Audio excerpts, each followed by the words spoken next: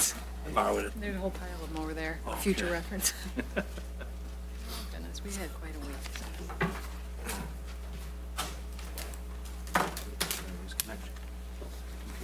Whenever you're ready, Eli. Good to go? You ready? I'm ready. Want a minute? A second? Thanks. Good. I'd like to welcome everybody to our July 17, 2024 board meeting at Bruce Township. January. July. We're already Hey, warm rushing to weather. July It's a little cold out. yeah. 2023. What's going on here? January 17, 2024. Can we get a roll call, please? Here. Here. Here. Here. Here. You stand for the Pledge of Allegiance, please. Pledge allegiance to the flag The United States of America, and to the republic for which it stands, one nation, under God, indivisible, with liberty and justice for all.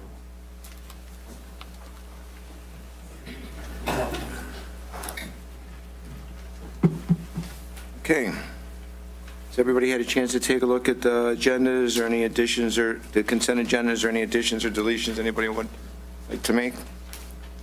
I would like to add something under unfinished business, and amend the agreement for election services. I gave everybody a copy. Would that be item 6B then? That would be.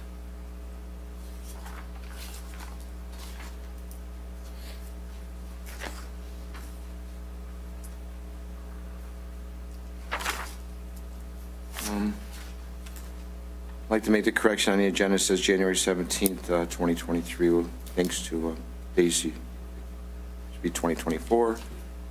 I'd like to also add to item 7N under new business, the sale of Alpha 1 Fire Department.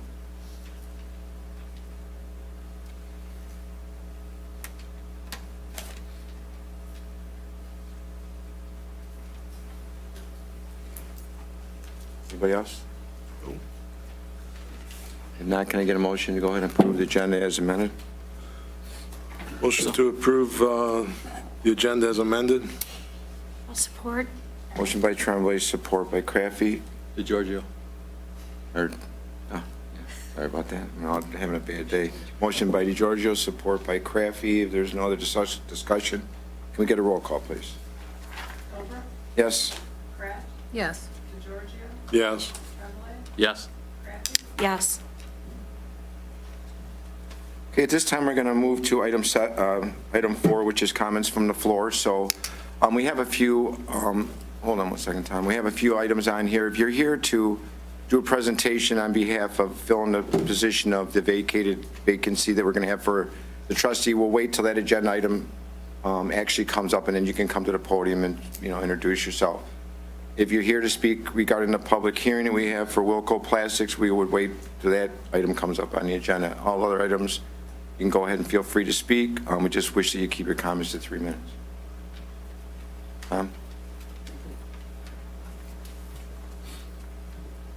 Just introduce yourself and your name and your address, please. I've done this before. Good evening, everyone. My name is Tom Matthews.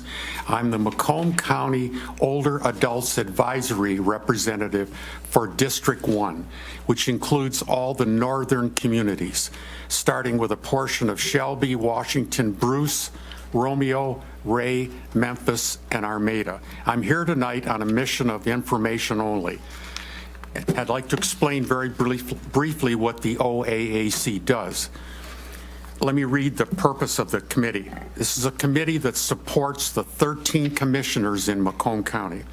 The primary purpose of the committee shall be to inquire of older adults residing in commission districts in the county and other interested persons with challenges, trends, concerns, and opportunities affecting older adults in the county, and to communicate with the commission what is learned from that inquiry.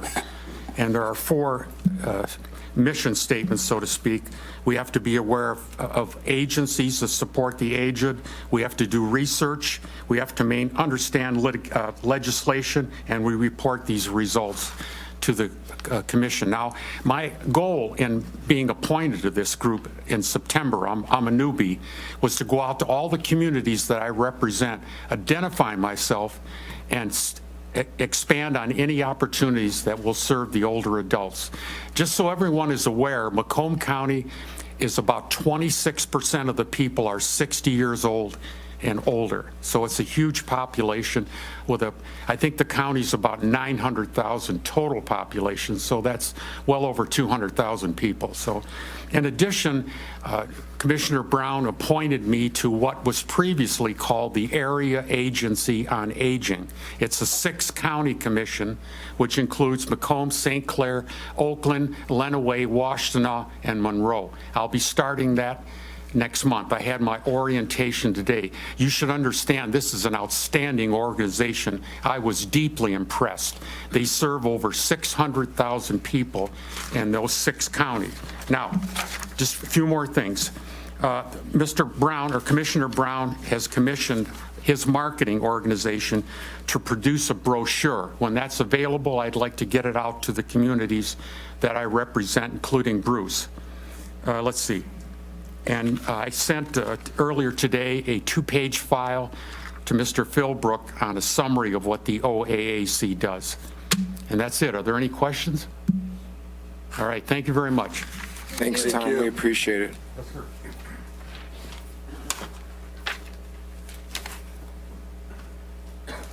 Is there any other comments from the floor? Mr. Robinson, we have you as a separate agenda item, so don't say. If there's no other comments, we'll move on then.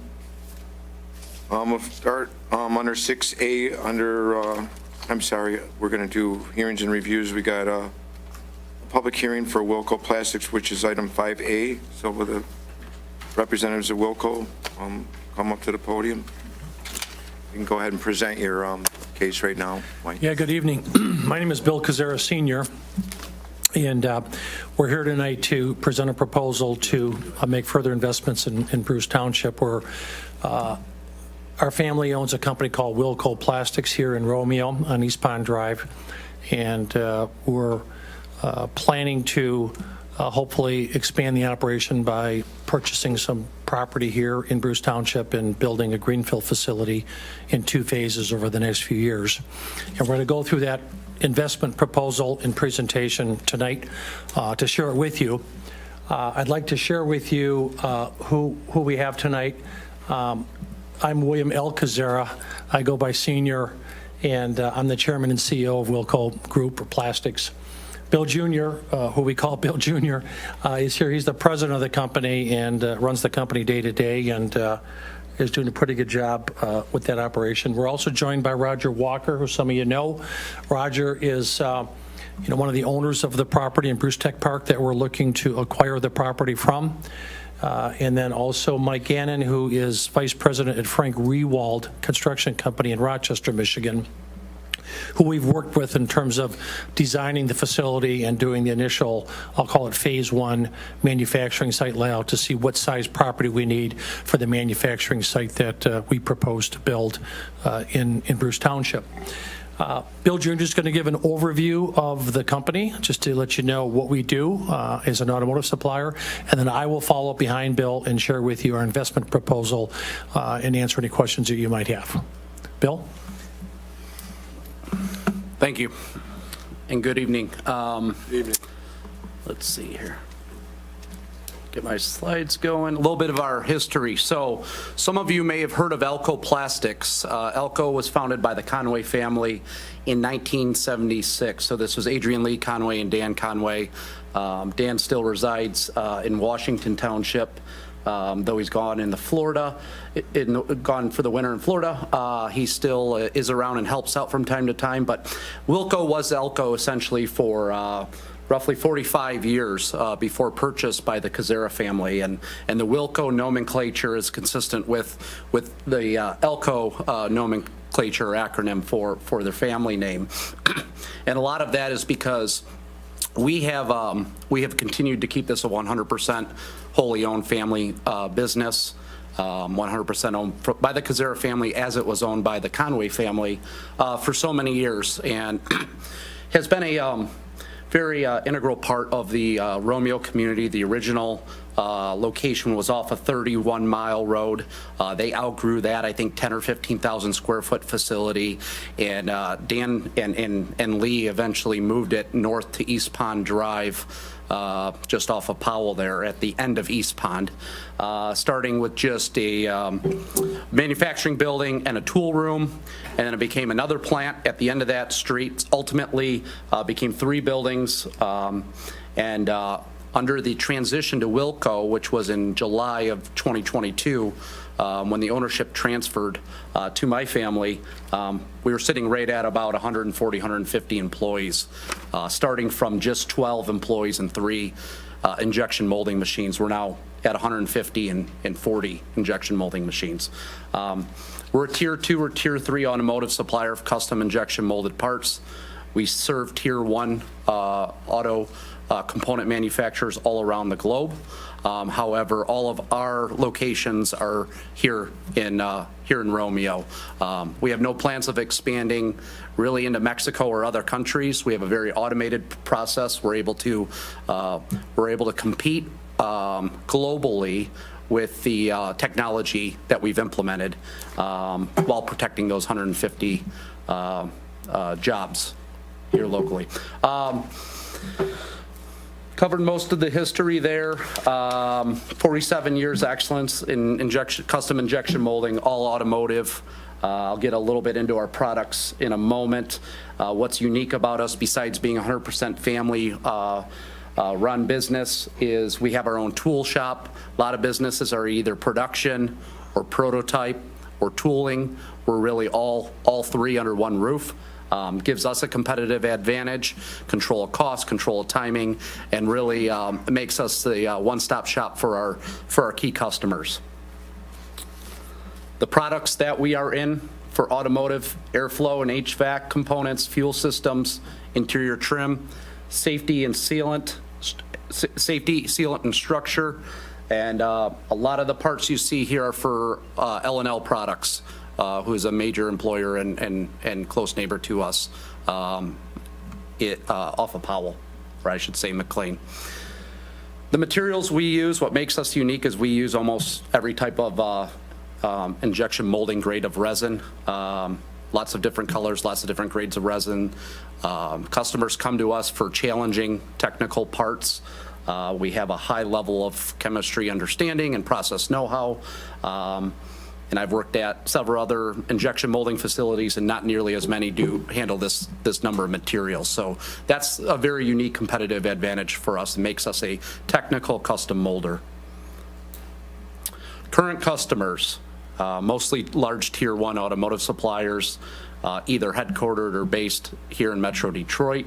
Autoleave, L&L Products, Eaton, ZF, also known as TRW. That relationship goes back to the TRW location right here in Washington Township on 26 Mile Road. Forvia, also known as Forisha, Walbro, and TI Fluid Systems. So not a huge customer base, but not just 1 or 2 customers. It's probably the right size for a company like us, and we're in the right mix of products. Long-term wise, what you see here represents probably 95% fuel agnostic automotive components, meaning the eventual conversion to EVs and electric vehicles. Really, we're insulated all but 5% of our business and our product lines. So our unique manufacturing processes, when you get into injection molding, there's a lot of different things we do. Traditional single shot with a lot of niche engineered resins. 2-shot injection molding, where we're bringing 2 materials together, sometimes with and without a molecular bond. Insert molding, so we're taking plastic, molding it over metallic components and stampings and brackets. Over molding multiple materials, we do both vertical and horizontal injection molding. We do some multi-component assembly when it comes to seals and other secondary components and value add. We do a lot of automated part loading. We have a high level of automation. In-process vision systems, we partner with Henshaw here locally to implement a lot of that automation. And like I mentioned, some light assembly. But our main business is, or I'll say our core business is on the 2-shot injection molding. So our core competencies, as I mentioned, one site dedicated just for tooling and new tool builds. We have a wide range of technical processes. As I just mentioned, we're able to control our quality and our technical capabilities by having that tool room and having that tooling capability. Strong understanding of chemistry and all these niche materials. Well experienced with mineral filled and glass filled materials. As the different environmental requirements continue to evolve what we use, we have to understand those. Between myself and my staff, we have over 300 years of combined injection molding experience, and that's just in a staff of 11 or 12 salary employees, myself and my direct reports. As I mentioned, Michigan-based, 100% family-owned, offering a local source to help mitigate some of the supply chain risks and logistical risks that have been elevated ever since COVID. As owners and operators, we possess significant automotive experience in both my past career and my father's career with large global tier 1 suppliers. So we come from a very strong understanding of our customers' needs and expectations at the tier 1 level. Our current facilities, we have 160 East Pond, 180 East Pond, and across the street at the end of the cul-de-sac is 187 East Pond. We are completely maxed out in these 3 buildings. We're now starting to store, some of our unused equipment and containers outside, pallets outside. We have some things outside we'd like to be able to keep inside. Ultimately, for us to grow, we're going to need more space. What you see here combined between these 3 facilities is about 100,000 square feet. One of the challenges with East Pond Drive is these facilities were very much designed and set up for smaller job shops, tooling shops, not necessarily for mass producers like us. Most of the buildings do not have truck docks or truck wells. They have overhead doors. The electricity infrastructure has to be significantly upgraded for us to be able to run our processes. It's just, it's a very nice industrial park, but we've really outgrown the size and capability of the buildings that we're in, is kind of the summary of our situation. I talked about the tool room capabilities. We have 5 CNC machines. We build molds pretty much just for ourselves. We're keeping ourselves busy in our own molding. We're not selling tools outside of Wilco to other competitors or other molders. So we have a very wide range of skill sets with the employees that we have at Wilco. Everything from master tool mold and tool and die makers to highly technical process technicians and automation engineers, all in one place, really. High level quality and metrology equipment. We have our own CNC measurement equipment. A lot of other smaller manufacturers are sending products out to be evaluated. We can do a lot. The majority of our testing that we need to do, we do internally. Overall, we're really designed to delivery, and I kind of talked about the different portions of the injection molding business that we're able to achieve, but all the way from tool design, tool build, sampling runs of prototypes, metrology analysis, which is the quality review and approval of the parts, production, shipping, and managing the logistics. So we're not just a prototype supplier, we're not just a tool shop, and we're not just a mass manufacturer for injection molded parts. We really are able to do it all to the needs and standards of the auto industry today. And kind of just to sum up the company highlights, as I mentioned, over 45 years of custom injection molding, 7 mold makers currently, over 150 employees, and we pride ourselves in 100% quality and delivery performance. We are ISO 9001 certified, and we are in the process of receiving our IATF certification, which is the next level of automotive standard certifications and a new requirement. So we take a lot of pride in that quality record of only 2 ppm, which is 2 parts per million of concern with our customers, and an overall great performance for the company. That's kind of the summary of the company. I'm going to turn it over and kind of summary of why we need more space and why we need to make a change. I'm going to hand it over to my father to discuss the details of the project we're here to present tonight. Thanks, Bill. Thanks, Bill. Any questions about the company before I go into the investment proposal? Yeah, So- how many employees do you guys have there? I don't know if I missed that part. We You range cur- between 140 and 150. That's Currently. 2 shifts, I think? All three shifts. Between all 3 shifts. 3 buildings, 3 shifts. Sorry about that. Go ahead. Okay, so you know the backdrop of what's happening in the auto industry, and I've had the pleasure of spending 45 years in the auto industry working for large tier ones, and Bill Jr. about 20 years before we bought this company, is that 20 years ago and 15 years ago, we were sourcing globally. We thought that buying products from China and the Far East was really the best proposal for global procurement. And when COVID hit and we had all the issues that we had around the world, it was clear that we had a lot of supply issues, a lot of logistics issues, transportation issues. And so now there's a trend amongst the car companies to localize production. And fortunately, we're beneficiaries of that localizing production, and we're in essence reversing what we did 20 years ago as an auto industry. So this will probably not be the first time that you hear from an auto supplier coming and proposing to invest here in Bruce Township, where you've got a nice community and open land to be able to invest. But as Bill mentioned, we are out of space. We have a very clear vision of doubling the size of the business in 5 years. Doubling the size of the business in 5 years. And as you saw, one of the metrics he had on a slide is that in 2023, our revenue grew 13%. So it doesn't take too many years at 13% to get to doubling the size of the business, right? So our stretch goal is 5 years. We think we can do it. There's demand for our products for the reasons Bill cited, the uniqueness of them, the quality, and the performance that we demonstrate. So we're fortunate to meet Roger Walker and the Bruce Tech Park owners to identify that there's this property on 33 Mile, would be just west, I guess, of Van Dyke, called Bruce Tech Park, that we are looking to purchase this parcel you see highlighted here, Wilco Plastics. It's roughly 15 acres of the 65 or 75 acres total that are in this Bruce Tech Park. And that would be the foundation for a new greenfield facility that we would propose to build in 2 phases and then move our business from East Pond to this location.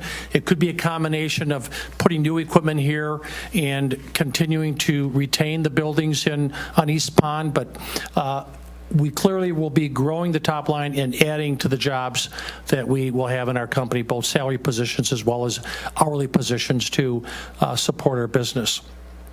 This proximity would be attractive to us because of the proximity to not only our current business here in Romeo today, but our largest customer, as Bill Jr. mentioned, L&L Products, which we've become even closer to. And when we shared this concept and potential with them, you can imagine how pleased they were as one of their strategic suppliers that we were considering an investment here in Romeo to be even closer to them than we are today. Next slide. So this parcel that we are looking at does have a gas line that goes through it that we cannot build on. And our manufacturing facility, which is roughly 210 or 220,000 square feet in 2 phases, and another 20,000 of office, would occupy everything to the south of that gas line, but would not accommodate the parking. So the parking for the employees that we would have to be north of that gas line. And unfortunately, we can only build one 60-foot wide driveway across that gas line. We cannot build on that gas line. Everything else has to be left natural. So it presents a little bit of a design and manufacture, or I'll say construction challenge, but we've thought through how we would do that But the proposal would be to do two manufacturing facilities that would eventually be combined, as you see here. The office would be on 33 Mile. The access to this facility would be off of Bruce Tech Drive or whatever the road is going in off the side. And we would build in phase one roughly 100,000 square foot initially, and do a phase two, which would be 110 or 120,000 additional. We would build the 20,000 square foot office building as part of phase one. So the initial phase would be roughly 120,000 square feet of manufacturing. The current proposal does, to your code, require for this size facility that we need 482 parking spots, but we would never have 482 employees. So at some date in the future, if we do buy this land and we do make this investment, we would come back and ask for a variance to reduce that 482 to a smaller number, because we think we don't need more than about 300 tops, and probably could get by with 250. Keep in mind that these employees work on 3 shifts, so they're not all there at the same time, right? But this manufacturing facility would add in excess of 100 new jobs to our company, so we would retain the roughly 150 we have today, retain them here in Bruce Township, and then add another 100 plus. We think it could be as high as 150 additional jobs as we talk about doubling business, say, in the next 5 years, okay? And that's our vision. You can see here the 2 manufacturing sites. We would actually put our dock wells in the back of the building, in between the 2 buildings, so they would not be visible from 33 Mile, and they would not be visible from Bruce Tech Park. And we're looking at actually building a modern-day facility that would have some unique facilities, such as air-conditioned, such as clean room in terms of the cleanliness of the assembly area, which would give us a competitive advantage. In order to do that, we, of course, would have actually a building that the trucks would pull into. They wouldn't be outside. That you'd close the doors, and then you would open the doors to the facility and unload the product or load the product. So this would be, modern-day, best-in-class manufacturing facility that I think we could all be proud of, built here in Bruce Township if we move forward with this project. We have 2 concepts right now. The second one would be to build the first phase right close to 33 Mile, the second phase in the back, which would be the powder blue. I think we're more focused on concept 1 than we are in concept 2 for a variety of reasons. But you can see here the 2 different proposed layouts that we would have. Again, our truck access would be off of Bruce Tech Park. Our parking would be north of the gas line. And in this scenario, we would have actually some additional investment, because if we built the purple building, phase 1, close to 33 Mile, and we built the parking lot for the future north of the gas line, we wouldn't want our employees to have to walk that far to get into the building, especially on a day like today when it's 17 degrees. So we would actually build a temporary parking lot where the powder blue building is, and then once we got ready to add phase 2, we would then create a new parking lot north of the gas line, and then demo the parking lot, and then build our second phase, right? So it's not economical to do that, because you don't have to build a parking lot twice. It's a lot of unnecessary infrastructure. But if that's what it takes to be able to work with this uniqueness of this property, which is the gas line coming across there, then we're prepared to deal with that. We would build a very attractive building. These are a couple of buildings that, we look at and we say, hey, those have the type of design and motif. The office building would be a 2-story office in front. It would cover most of the manufacturing facility, so it would have the appearance of a high-tech building as opposed to a manufacturing plant. So the visibility of this building from 33 Mile would be quite attractive, and I think would be definitely a way to enhance the manufacturing footprint and the beauty of Bruce Township in terms of it being a great manufacturing site. So here's our investment proposal. The land purchase, 14.6 acres, is $1.752 million. The building construction would be $38.4 million, spent over 2 phases, and then our personal property or equipment would be $23.26 million, also spent over 2 phases. And we have in this presentation kind of the phasing of those investments, so you can see how we would do that. Our proposal would be to actually move forward, assuming we got the approval from Bruce Township on the proposed tax abatement and from the MEDC, which appears to be imminent. Purchase the land in '24. We would do the architectural design of the building in the calendar year '24, and our plans would be to start construction in calendar year '25 on this first phase. These prices are based on actual quotes. They're just not budgetary estimates. So, as I said, we've been working with professionals here from an architectural and from a manufacturing building construction site. So you see here the detail of the first phase investment, the second phase investment, and the investment in the land, the building, as well as the equipment. And it includes the things such as Bill mentioned around moving our tool room to this facility, having the clean room. We're looking at putting in actually some interior refrigeration space for some of our materials that have to be stored at cold temperatures, which extends the shelf life of these resins. Again, a state-of-the-art facility here in Bruce Township. Total investment, as you can see here, $38.4 million on the building, $1.5 for the land, and $23.25 for the personal property, for a total of about $64.5 million in total. We have received an offer letter from MEDC in December for their commitment to grants, job training grants, as well as the state equalization tax component that they would offer on top of the tax abatement that hopefully Bruce Township will approve at 50% for the 12-year period that we're requesting. When we looked at their proposal, they underestimated the amount of investment and underestimated the number of new jobs. So we've asked them to go back and use the correct numbers. Somehow they assumed some numbers in their process, and so they promised to have to us in 2 weeks or less the revised investment profile for the state's contributions to this project.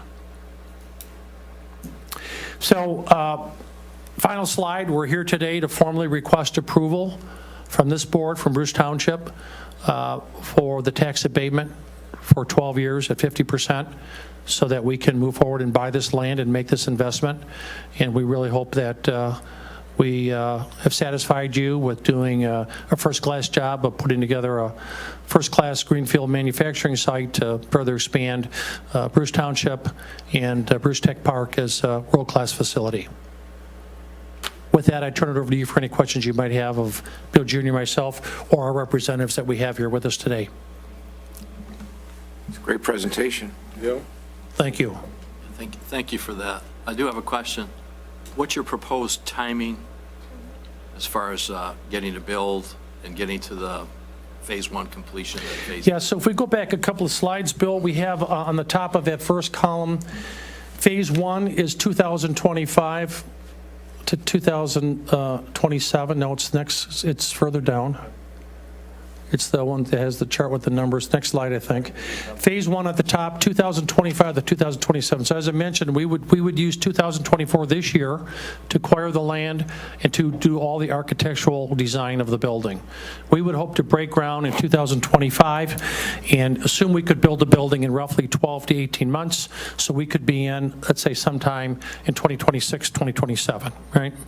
And then as we look at, meanwhile, Bill is building new programs, new orders. We're going to find a way to get that business with new presses fit in the existing facilities, but we need more floor space as fast as we can get it. We bought 5 new presses in 2023 calendar year, 5 new injection molding presses that we've, fit in the facility down the road. And then second phase would be 2028 to 2032. And at that point in time, we think we will have made this total investment. And these numbers are to the best timing-wise as we can estimate them. The dollars are pretty accurate in terms of what our investment will actually be. Could be a little bit more, could be less. I would just say we tend to invest more than each and every year we think about the business than what we put in our plan. So is the intent to consolidate your operations into one facility, or is this just an expansion? Yes, that would be the main plan, and then we have to do a check come 2027, 2028, once we're in this facility. Do we retain the 3 buildings we have, or do we look to divest of them? One thought we've considered is maybe we keep the tool room there, which occupies one of the 3 buildings, and then use the tool room space in the new building, for example, for manufacturing space. So the Not intent- ideal, but these are the kind of, nuances that you have to kind of, adjust to and call audibles as each year goes on. There would be nothing better than to have a vision that looks like by 2028, we not only need this facility, but we also need the 3 we have. And we would love nothing more than to continue to keep all that manufacturing here in Bruce Township. We love the workforce here. We have a very successful business here. We feel very honored to have acquired this business in July of 2022 from the Conway family, and we have a vision to build on that tradition and to grow the business. And we are growers and hunters. We're not hackers and slashers, as the term is used in the auto industry, right? So our history and our reputation is to build and grow and invest in the long haul. It's also our family's intention to keep this business in the family forever, for the generations to come. And we're not planning to flip this business. We don't need to flip this business. And so this is a long-term investment that we're making in the future of the company and the future of our family. Very good. Any other questions?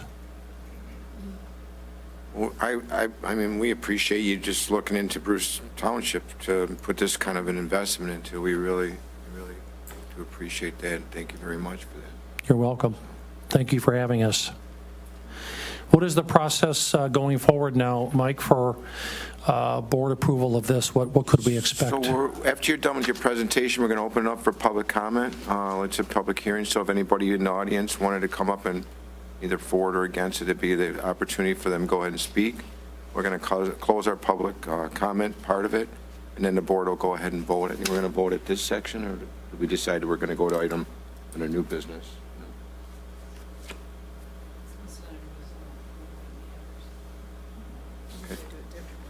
I think you can vote on it. To the public hearing's over? You need to have it as a, yeah, We'll vote on it right after the public hearings. Okay. And then for approval. Okay? Thank you very much. Thank you. Thank you. Thank you. So at this time, I'll make a motion, go ahead and open up the public hearing for Wilco Custom Plastic Injection Molding at 6:37 PM. second. Second by Tremblay. All in favor? Aye. Aye. At this time, is there anybody in the audience who would like to come up and speak during public comment for Wilco Plastics Injection Molding? Tom? Again, please state your name and address. I think Wilco saved the best for last, and I'll tell you why I say that. If you remember when the Big Three had their bankruptcy activity, who was the only one that did not take the government money? It was Ford. And what was Ford? It was family-owned. I believe in family-owned companies. They have a passion for what they do, that they don't become, pardon the word, they don't become prostitutes to the world of business. So I commend them on that passion and on that foresight. So that's my position there. Thank you. Tom, state your full name and your address again for the record, please. Oh, my name is Tom Matthews. I'm sorry. Okay. What was your address, anyway? 11970 Liberty Woods Drive. Okay. That it? Yep, thank you very much. Thank you, Tom. Do we have anybody else who would like to speak on behalf of the Wilco Plastics? Treese?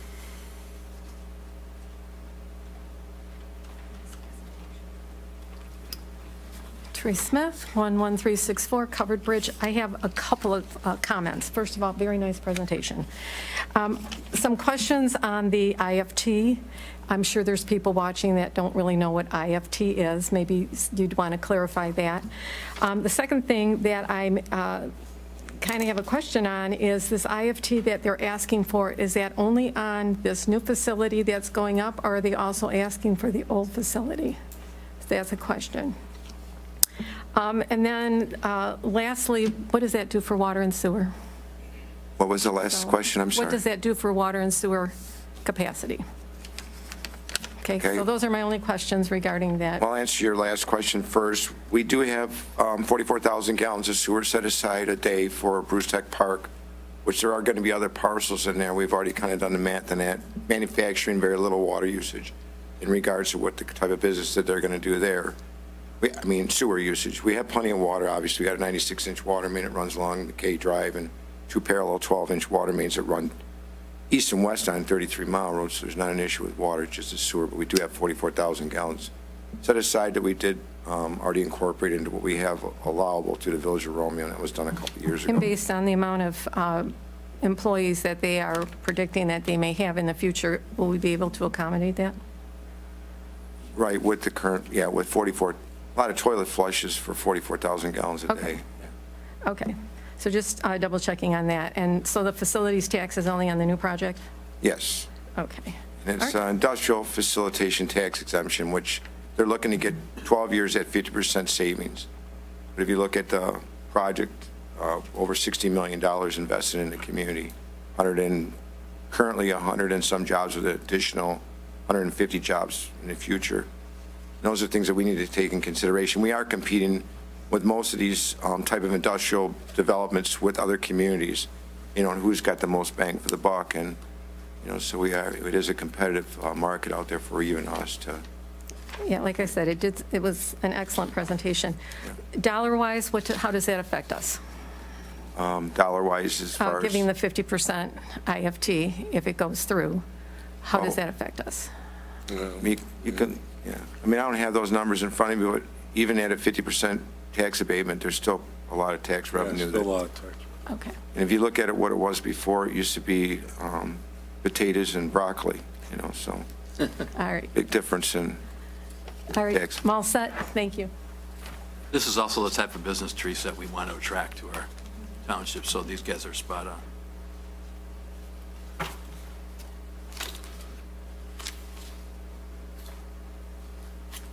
Is there anybody else for public comment at all? Not, I'll make motion to close public comment. At 6:42, supported by DeGiorgio. All in favor? Aye. Aye. Okay. Aye. So I'm going to make a motion, go ahead and approve I think we missed, it's industrial facilitation tax exemption is what it's called. That's what IFT stands for. And basically is what it is. It's a 50% reduction on their taxes that they would be paying for a period of up to 12 years.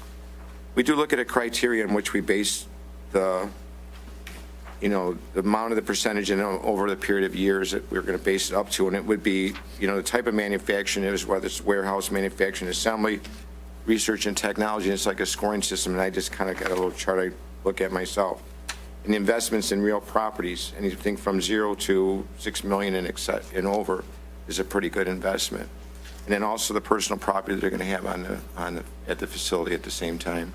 And then how many jobs that they would bring into the community. So these are things that we take in consideration when we're basing our, our vote, I guess you could say. So at this time, I would make a motion to go ahead and approve, motion by resolution to approve Wilco Plastic Injection Moldings, IFT or Industrial Facilitation Tax Exemption for 50% up to 12 years. Support? Support by DeGiorgio. Is there any other comments or questions? I just have a comment. I don't know if the board ever approved any IFT guidelines. I know you brought some in from another township, but I would Right. suggest that at a future board meeting that we actually put together some guidelines so that we as a board agree on what qualifies in our township to get an IFT. We never did. Yeah, we did talk about that the last IFT that we did make, and that's why I did put this together for us to go ahead but there has been a change where personal property taxes is no longer used. So you can still base the decision on on personal property personal property values. And it's like the investment in personal property, that is not used as far as a tax basis in which the township can no longer collect taxes on personal property. So that really comes off, but we can still use it as a scoring guide of what they have invested in personal property. I'm just thinking that the board at a future meeting Yeah. should discuss it, independent of what we decide here. Yeah. Well, this is my presentation, That's all. present. Yeah. Okay. Is there any other discussion? If not, can we get a roll call, please, Anne Marie? Yes. Yes. Yes. Yes. Yes. Motion carries. Gentlemen, thank you very much for taking the Are time. you guys signing right now? Pardon me? Are you guys signing right now with Roger? Can't we watch? Because I want to say welcome to the neighborhood, but I don't know if it's too early. Correct our numbers, but as soon as we get that, they promised 2 weeks or less from a few days ago, we're ready to close. Okay.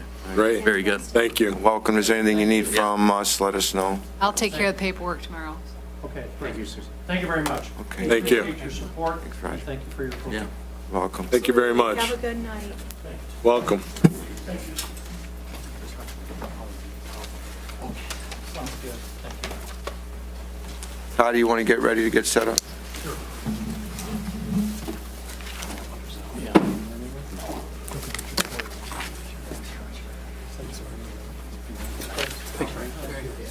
We have to, He can still set up, and then we'll do unfinished Okay. business while he's setting up. sure.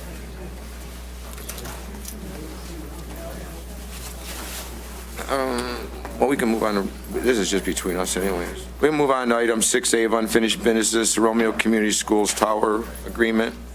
We did have this on our agenda last month, Yeah. and I think Mike had a couple of questions, and he wanted the attorney to look at it. It's been, Susan, go ahead and explain. You handle it. So we had some specific wording that we agreed on. Microphone. Oh, sorry. We had some specific wording that Mike put in his motion, and I sent it to their attorney because our attorney wasn't part of the amendment process, and she came back with the wording that's here. It's a little different, which is why I put it on the agenda for tonight. So you can see where on page 2 of the information I gave you, it shows the township is requesting the following. You can see where I crossed off what he wanted deleted and added his language, and then this is what they came up with after the next paragraph. Actually, what their attorney did was put a different twist on the original language, so it doesn't accomplish the goal.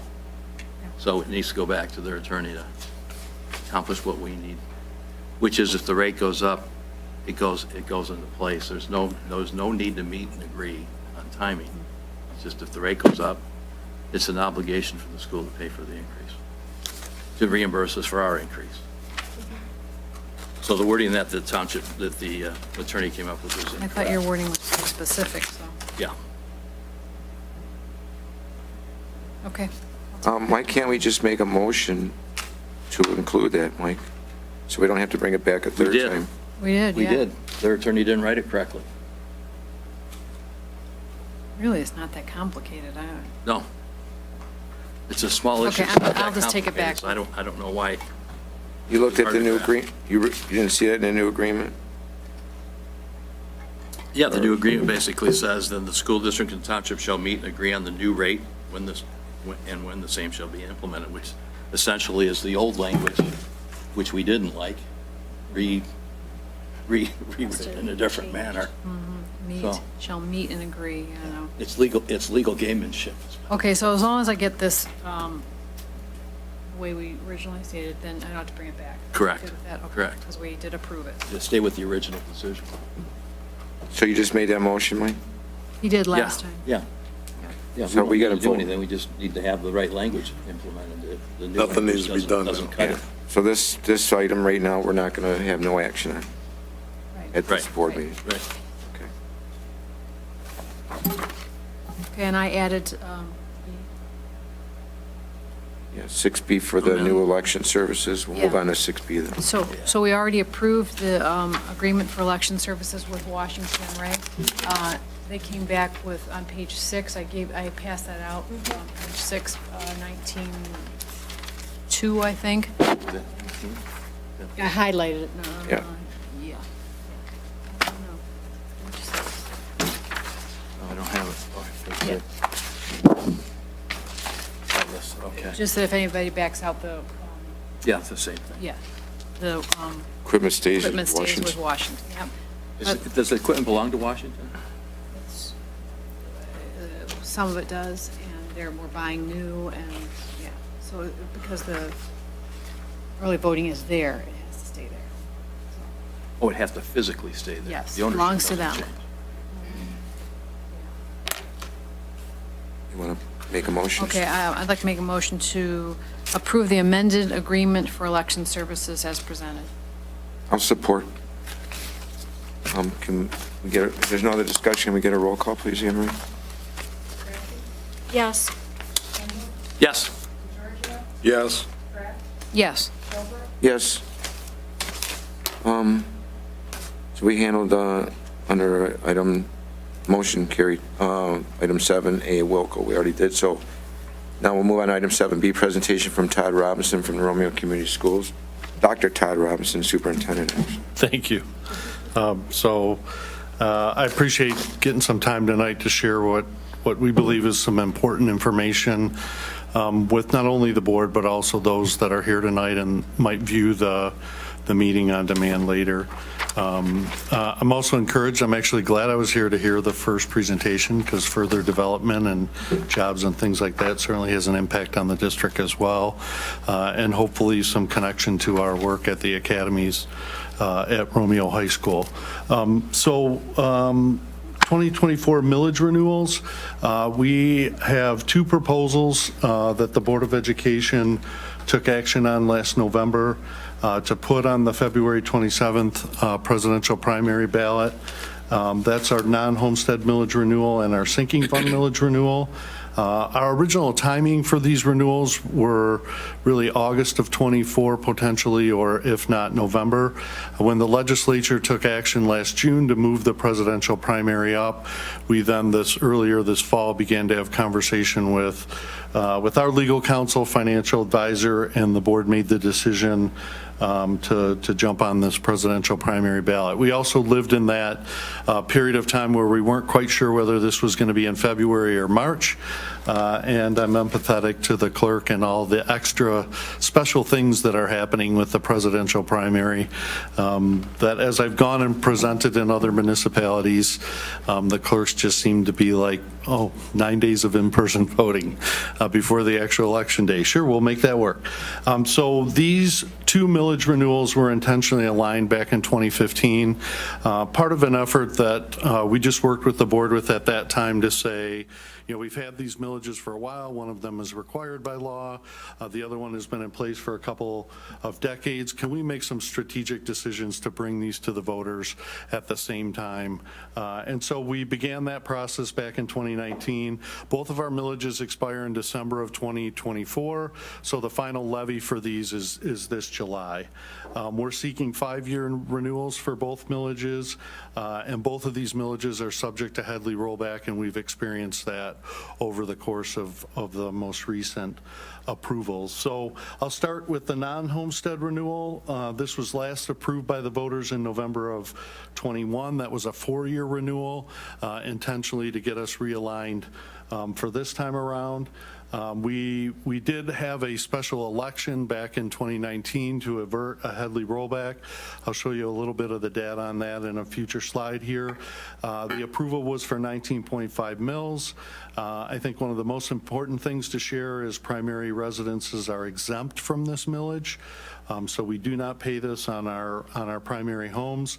The millage is assessed on businesses, second homes, and vacant property. The non-homestead millage will generate about $10.5 million a year upon the renewal. For the school district, that's about 12% of our annual general fund.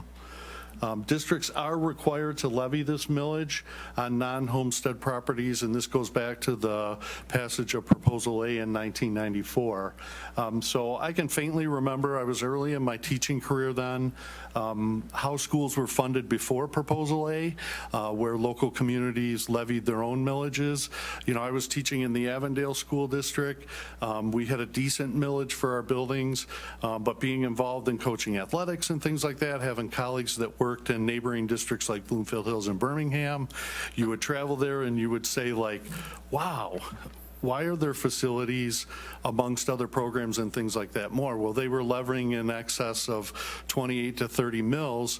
You could drive either way on Woodward, you know, and go into Ferndale or Oak Park or up to Pontiac, and you would see districts levying half or less than that. So Proposal A was the right idea. It's taken longer to get to balanced funding, but we are there in the state of Michigan now.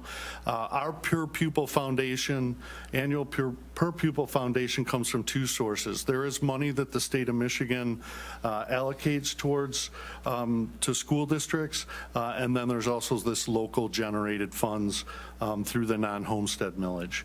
I've thrown in a caveat that the lottery does not supply a significant percentage of that state of Michigan funding, but it is a portion of that. The maximum annual levy that we can assess is 18 mills, and this funding is used for operational expenses. The last thing I would share on this is the state will not make up the shortfall if we don't keep our millage current. So when we talk about Headley rollback, there's a lot of nuance to this, but I've learned enough about it just having experienced it in the district.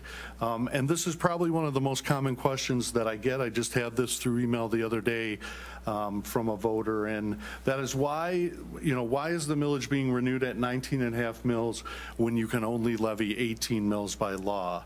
And there's a couple portions to answering that. First of all, Headley rollbacks will decrease this millage, the available levy over time. So when we go out to the voters and we say, please renew for 5 years, if we get that support, you know, these Headley rollbacks can be sequential. And this basically occurs when property values increase faster than the rate of inflation.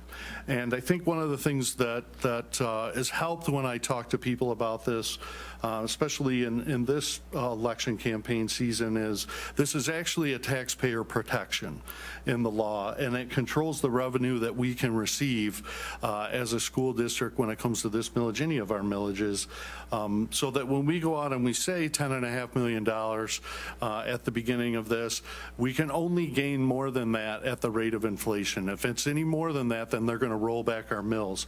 So what you see on the screen here is a 5-year history of what the actual levy has been, and I've highlighted the circumstance in 2019 where the millage did not have the capacity to insulate from going below 18 mills, and we actually went to 17.51, which put us in a position to lose about $1.4 million in operational funds in our general fund, and we had a sequence of a pretty busy 2.5 months to hold a special election to restore the millage. So we have not gone below 18 mills, and the decreases that we've seen haven't gotten close to that. So we go out for more to be sure that we never get in a position where we're less than 18, which would likely, based on timing, have us coming back to the voters to restore the millage for the term of the current renewal.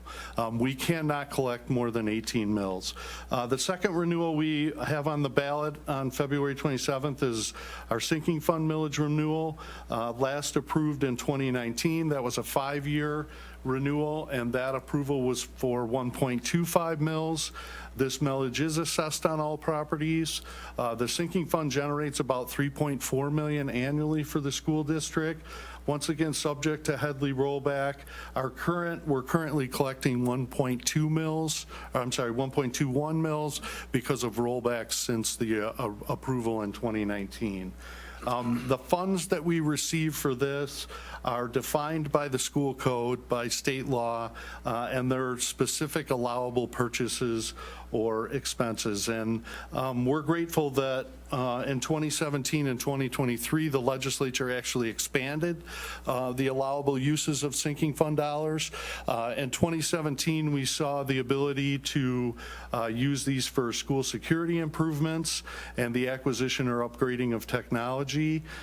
When they expand the allowable uses, you cannot do that until you have a new millage or your millage is renewed. So when we renewed in 2019, that has allowed us specifically to begin to fund our student devices. So back in 2012, the district passed a technology bond that led to the district being the first in Macomb County to go to one-to-one, where all students had a technology device to support their learning. That is much more common now across public education since COVID, but we now take a portion of the funds in each annual levy, set them aside, and update our student devices about every 4 years. This past June, they voted to include student transportation vehicles. We call those buses in our parts, but I guess in other parts of the state they use vans and other vehicles to get kids to and from school. Parts, supplies, and equipment that go into maintaining those. And then there's also the ability to use funds to support maintenance vehicles that help maintain your facilities. So we wouldn't be eligible for these changes in the law, but with a successful renewal, we can begin to consider those things. So the sinking fund dollars can be used for this instructional technology and the infrastructure that supports that. We use the bulk of our funds for construction or repair of school buildings, and primarily this notion of repair and upkeep of our buildings and facilities can be used for school security improvements, and then, of course, with the new expansion, these transportation vehicles. This cannot be used for operational expenses. So this millage does not support salary, benefits, and equipment other than technology and now transportation. So where our non-homestead does support our general fund, the sinking fund are other dollars that are for specific uses.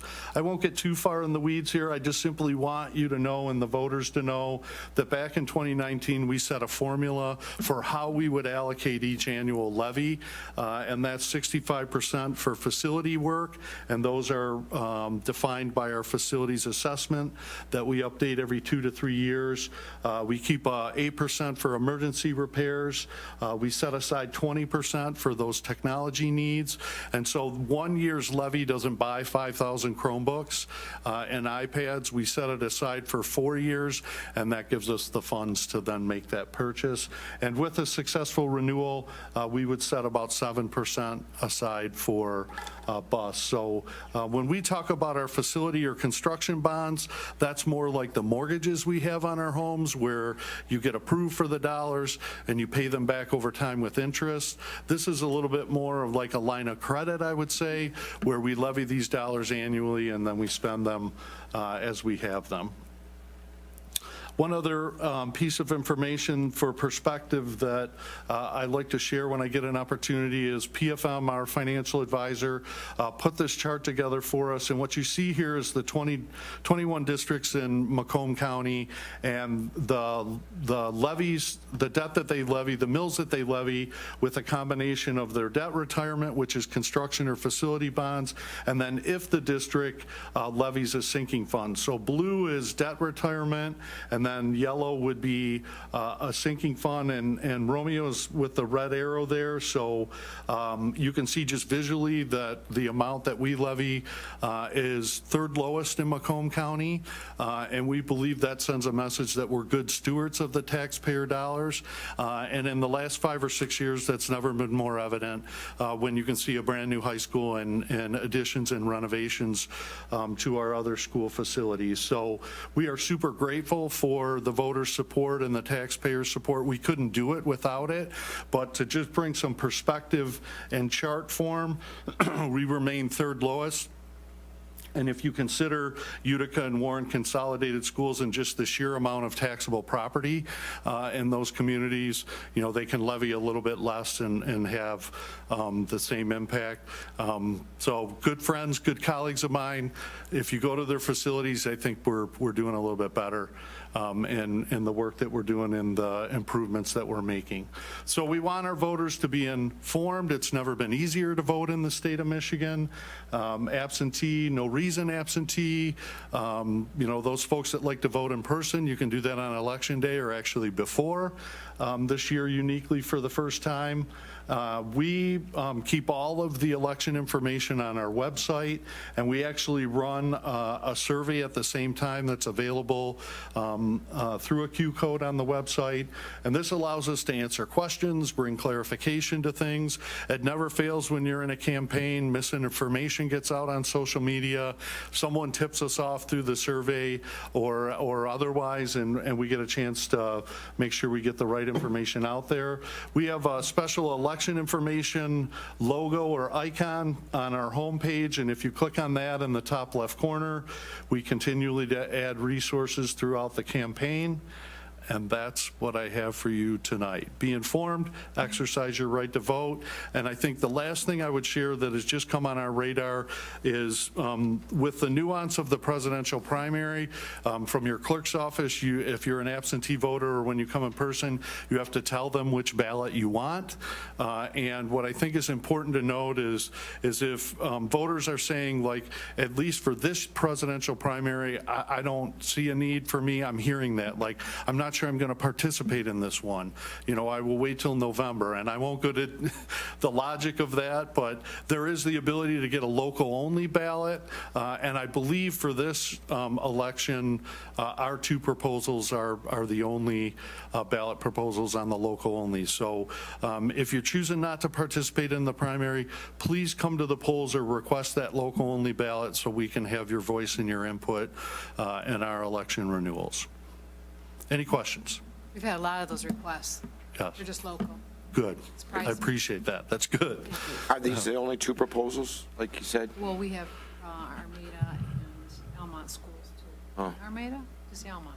Well, it depends on, what district or what precinct you're voting in. Yes. Right. Right, So they would get two for us, one for them. right. Dr. Robinson, is there any restrictions on how you use the non-homestead millage, like there is with the sinking? No, because the state decided with Proposal A, it's a portion of our general fund allocation. So, yes, does that impact salaries and benefits? Because the general fund does. But we're not required to do any specific auditing of that money because it all comes in one per pupil foundation allowance grant for us. And I got one other question. It's not really related to the millage. How are you guys doing facility-wise with the growing population? If I would have chose to come up and spoke in the public hearing on Wilco, I'd say, 100 to 150 new employees. Well, if the rule of 2.3 children makes sense, let's make sure we have homes that they can purchase to move into our district and our community. So we're doing okay. In the current bond efforts, the biggest capacity move we're making is with the Croswell Early Child Facility because, we've all heard the governor talk about free preschool. And so we want to be ready, and that the numbers are growing. But we want to be able to service every 4 and 3-year-old in our community that wants to take advantage of preschool because we know when we get kids that young that we have them prepared for kindergarten. Our other facilities, the high school's tight. The work we're doing, the 9th grade academy has been over full the last 2 years. And so I would tell you, and I've had this conversation before, probably under the previous administration. I'm not sure that Mr. Philbrook and I have had this, but I think one of the things that challenges us as a school district is most, if most of the new residential developments, the homes are at a price point that don't attract young families. So we get kids out of those new developments in those homes, but it's typically they would come with a middle schooler and a high schooler or two high schoolers. And so I hear all the time from families that want to move north, and just how hard it is in our school district to find that right price point for them for their second or third home. So, and we've done an extensive enrollment forecasting work with Plant Moran Cressa last year that said, marginal growth, but pretty static at our elementary buildings. Thank you. What you're saying, Dr. Robinson, is that affordable housing is very crucial to a school system. Yes. Not low-income housing, because No. there is a difference. Correct. Affordable housing. Right. Okay. Absolutely. Yeah, a lot of people get the two mixed up. They think Right. affordable housing is low-income housing, and it's not. They're No. two separate. I think of the development on the other side of the expressway that's, I think, probably one of the newest ones in Bruce Township. And, when that development started and the initial homes, when property values and costs went up, that might have began to price itself out. Yeah. But I see the impact that residential development has on Amanda Moore Elementary, and it has impacted enrollment at Amanda Moore for the good, because Amanda Moore has grown a little bit and is now sustaining. And so I think that's a perfect example of when we talk about the right type of residential developments that would sustain our enrollment. I think that's a good example. Are you sitting, we have a development going on across the street from it probably next year, which is going to be more houses or more living units than what's over there. Yeah. So, I don't know. It's always a good thing to have a lot of kids, but right now I think we have other neighborhoods in the district that are aging out, and those homes aren't turning over. So that's where the balance comes in, that about 450 per elementary building is what we think we can do. The district just did a redistricting that didn't really impact Bruce Township much, but we shifted some kids to Washington Elementary, and it's proven to work, and the families are happy. Good. They didn't know at first, but they gave it a chance, and they're all happy. So, all right? Could you? Thank you very much. If any, Go ahead. Yeah.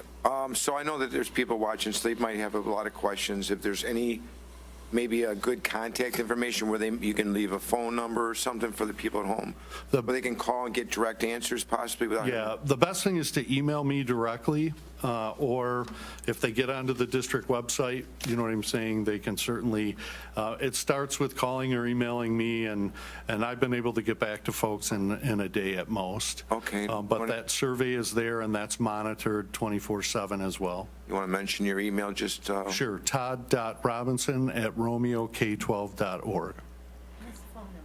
All right, 586-752-0200. All right? Thank you. All right. Appreciate it. Thank you. Wait, Mr. Rosenberg's got a question for you. Could I make a comment? Sure. I've got no reason why not. Dr. Robinson, thank you very much. You can make a comment. State your name and before. State your name. Oh, yeah. Dick Rosenberg, 8760 North Dutchess. As Dr. Robinson talked, he talked a little bit about school history, and he was talking about Proposal A. And he talked about how it was before, and I want to assure him that before Proposal A, it was hell. The school board, and I was on the school board for 6 years at that time, and then spent another 6 years without it. And we spent at least 50% of our time working to pass millages, and they wouldn't pass the first time, you'd go back the second time, you'd go back the third time. And so it was very difficult, so that has made a big difference. I can't tell you how proud I am of what Romeo Schools has done over the years. As you saw, their millage rate is low, their performance is high. Everything that Dr. Robinson shared with you, I tried to share as treasurer, and then later working on 3 of those sinking fund issues. And it all fits together. It works very well. Very proud of the schools in this district. And thank you, sir, for it's very difficult to explain school finance, trust me. I thought you did an excellent job. Thank you. Thank you, Mr. Rosenberg. Okay. So there's no action. This is for presentation information only, so we'll move on. Item number 7C, which is our Parks and Rec quarterly update. Is Claire coming also?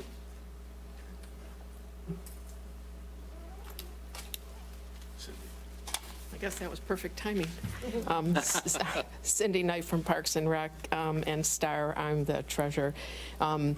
My understanding is that this does not have to be a presentation, that it can actually go into your consent moving forward, just so you guys know. It's for, That's what they did over in Washington.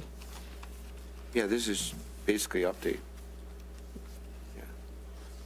Yeah, I guess Claire is going to come in February or March to do her portion. But if you have any questions on it. So you're the Give us the treasurer. Cliff Notes version. Give us the Cliff Notes version. Cliff Notes What's version. going well? What's challenged? Everything's going well. We have an investment policy, we have a credit card policy, we've updated the ACH policy, we have the employment and job duties done for Clara, purchasing and bid policy, which was a huge one for the accounting. We've also done a check signing and post auditing policy, because a lot of them the checks were being signed and then going to the township, or for us to sign. The sponsors have been moved into the accounting, so there's more transparency. And right now, I see all the invoices. I have access to all the accounting, and we're also not paying for the extra building in Romeo now, starting January 1st. And the leases are the big thing right now. We're going to be working on those leases, so it's to me, it's going great. Pickleball courts coming in the spring? That's going to be a Claire question, but yes. That and the pavilions. Yeah. Okay. I don't have any questions. Have all the vacant board or commission positions been filled yet? No, we have 2 vacancies in Washington, and I believe those are going to be, they're on the agenda for tomorrow at our meeting. Because the amendment's good, right? The amendment to the bylaws was approved. Yes. That meeting's tomorrow here at 6 o'clock at the break in this room? Yes, Yeah, yes. In case anybody wanted to come. So. Yep. Anybody else have any questions for Cindy, the treasurer? No. What keeps you guys up at night Me? I sleep. on Parks and Rec? Honestly, having one location for everything. Because we have 2 facilities, and we spend a lot of money upkeeping those two facilities, so it'd be nice to have one facility. That would be my thing. I don't know if the other board members feel that way, but, I mean, just seeing the money going out, we're constantly doing repairs on buildings and that. Like in Washington, we're doing parking lots, in Romeo, we're doing parking lots. If we had a lease in a building, we wouldn't have to worry about that. We could just pay rent and know what our finances are, because what happens is it gets dropped on us, this needs to be done, that needs to be done. So as a real estate agent, I think that it's better that way to do do just leasing, so you know what you can account for every month. But that would be my thing. Thank you. Okay, thank you. Appreciate Thank you, Cindy. Good luck tomorrow, on the meeting tomorrow, so. Okay. Let's move on to item 7D, the Romeo Community Schools Summer Tax Levy. Frank? Yeah. So this is done every year. We collect the school taxes on all the parcels within that school district. However, I did send them a letter stating that the increase, the price has always been $2.50 per parcel, but because of the cost of paper, the postage going up, labor, we had to increase it to $4.15. We put a spreadsheet together that spells that out. So I did send Ms. Lasky a letter stating that, letting her know that. So I make a motion that we approve this request to collect their summer school taxes, but at $4.15.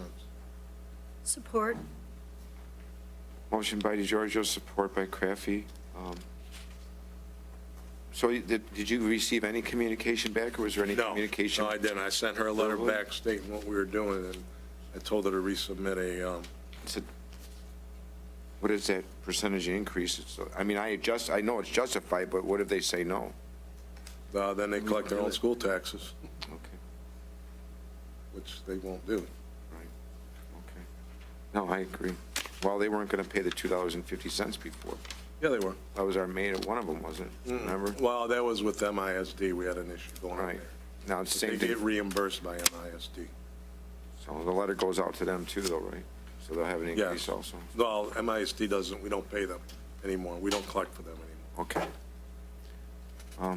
So is it 415, it's going to be 415 for any school district we collect, correct? Yes, it'll be all across the board for the 3 school districts. So we got motion support for Romeo Community Schools summer tax levy. If there's no other discussion, may we get a roll call, please? Yes. Yes, Yes. Yes. Yes. motion carries. Thanks, Frank. Yep.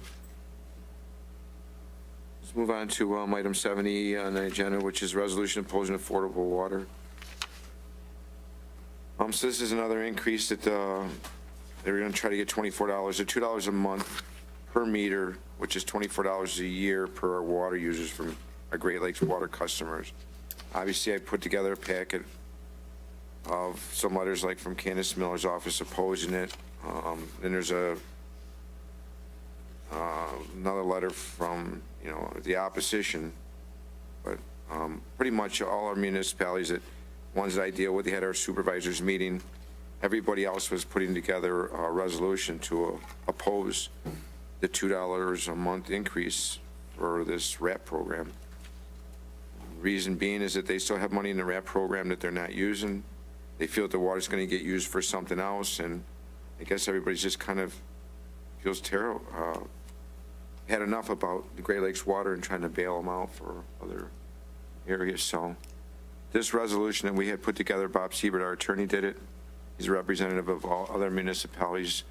He's putting one together for the other municipalities that he represents, which I know Washington and Armada are both included in it. So this time I would make a motion to approve the resolution as presented, proposing the proposed water affordability rate increase. Support. Support by Kraft. Does anybody else have any other discussion? By putting the resolution in place, how much teeth does this have? Might not have any, but if we're trying to do countywide, so maybe between all the municipalities within the county, we might have some bearing on it. Okay, So that's what we're trying to do, so. thank you. May we get a roll call, please? Yes. Yes. Yes. Yes. Yes. We'll move on to item 7F, which is Construction Board of Appeals. So all 3 appointments for the Construction Board of Appeals have all expired on 12/31/23. I've spoken with all 3 members of the Construction Board of Appeals, which is Mario Evangelista, Dale Studnicka, and Patrick Vinkner. They all would like to have their terms renewed and would take on another 2 years. So at this time, I'll make a motion to approve them for an additional 2 years, term ending 12/31/25. Support.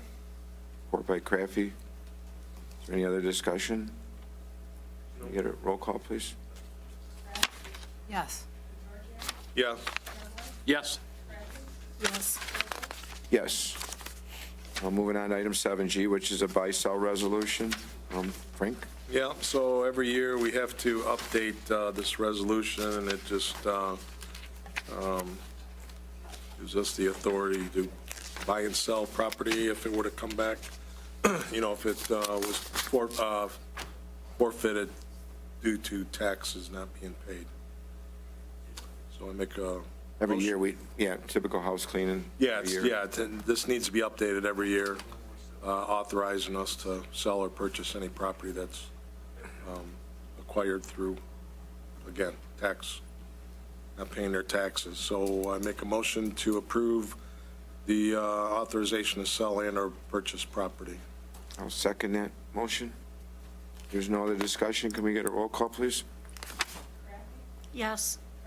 Yes. Yes. Yes. Yes. So we're moving on to item 7H, was our investment and depository designation resolution. Yep, so this is, again, it's another form that we have to do every year. It's a template that legally we are supposed to identify all the financial institutions that we deposit or do any kind of financial transaction in or out of, with all the funds that we run out of the township here. They're all listed on the front. And again, it's the same template every year. All we do is revise it and update the dates. So make a motion that we approve the 2024 investment and depository designation resolution. I'll second that motion. There's no other discussion. Can we get a roll call? I just have a quick question.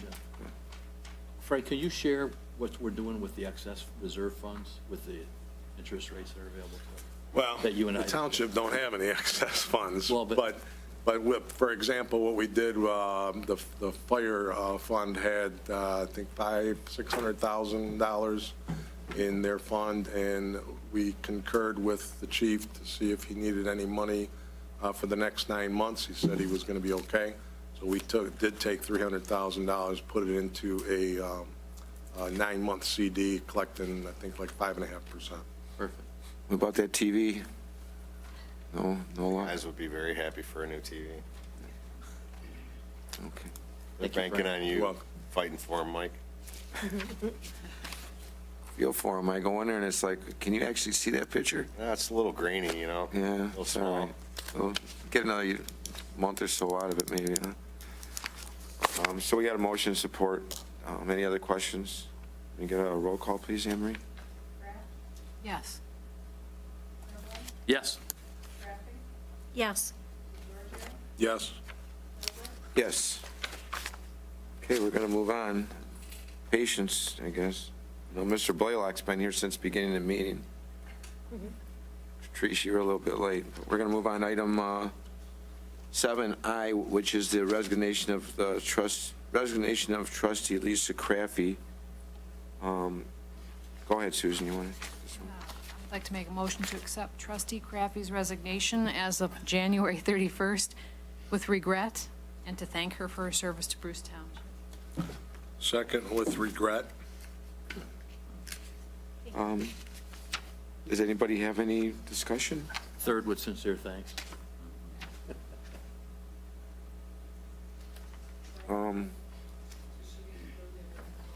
You have to do, can we do a roll call? We have to approve it. I want to tell it. Yes, but which not, we do. not in that. Yes, there is a roll call, but Yeah. not Lisa. Yeah, she won't Yes. know. Right. I want to thank you for all your time and your services. And not just here, we sat on Parks and Rec, and that was some long nights together as commissioners on Parks and Rec, I'll tell you. So appreciate everything you've done. And if there's anything that you need from us, feel free to ask, because we're like family to you, so. Thank you.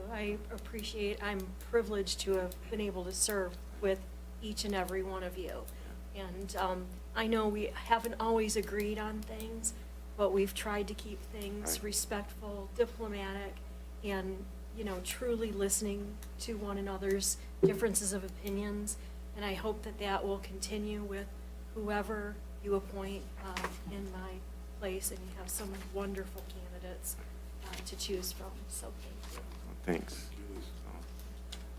Can we get a roll call, please, for the exception of her resignation? Yes. Yes. Yes. Yes. Motion carries. Thanks, Lisa. What if we would have said no? Yeah. You said no? Right. I don't know. So Alfonsi Thank you, Lisa. sent a little text message that we would have looked a lot better on a newer TV. So they must be watching the meeting.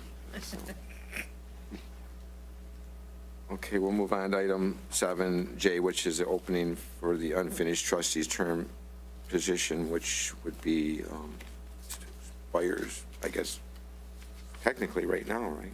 Expiration. 31st. 31st, and then, so, yeah, Did we have that in the motion? Did we accept Yes. the resignation? Okay. it was. Perfect. Okay. So I know we have some candidates that fill out some applications. I see 3 of them here in the audience. I know we had 5 total. We stated that if you wanted to go ahead and say something about yourself, now would be the time during the agenda item. So if one of the candidates wanted to come up, and Therese, up yourself. This is to try to, these are candidates that fill the vacancy of the Therese fire Smith, term. 11364 Covered Bridge. And yes, did put my name in for the possibility of the appointment to fill Lisa's big shoes. I come to you telling you a little bit about myself. So I've been coming to these meetings since 2008. Started off with running for office. That's what got my interest. And because there was a vacancy, I continued because I cared about the township. And yes, I have lost elections in the past, but that is irrelevant. I continue to come because it's not political. I care about what's going on here, and I'd like to see our township move forward, which we have been doing, and like I've said in the past, this board is doing a great job. I'd like to continue that if I am appointed. I would continue that same motivation that we have in going forward with our community. Things that I'm looking for, what can I bring to the table? Currently, I have been appointed to sit on the library board, and that board has elected me as president. So that shows you the confidence and trust that they have in me. I would hope that the residents would have that same confidence and trust in me, too, if I would be appointed. I don't come to you with a lot of educational background, but I think what's important is that we look at the issues that are going on in Bruce Township, and our voting and our mindset should be on what is best for our community.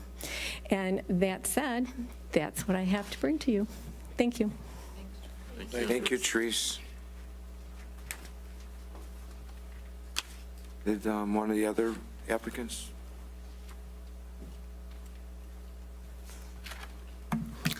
Dick Rosenberg, 8760 North Dutchess. You've got my resume, you've got all my material. I think you pretty much know me and what I've done over the last many years. I think a fair question is, why me? Why now? And as I thought about it, I got really involved with the township about 6 years ago. Township had stalled, basically. There was just a lot of confrontation on the board.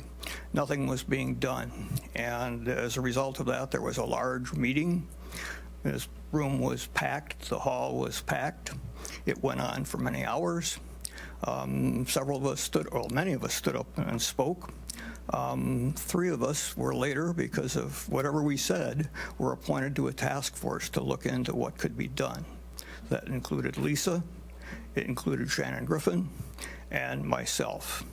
We worked over the next 3 months to look at a lot of township operations, and in what I thought was a very thorough manner.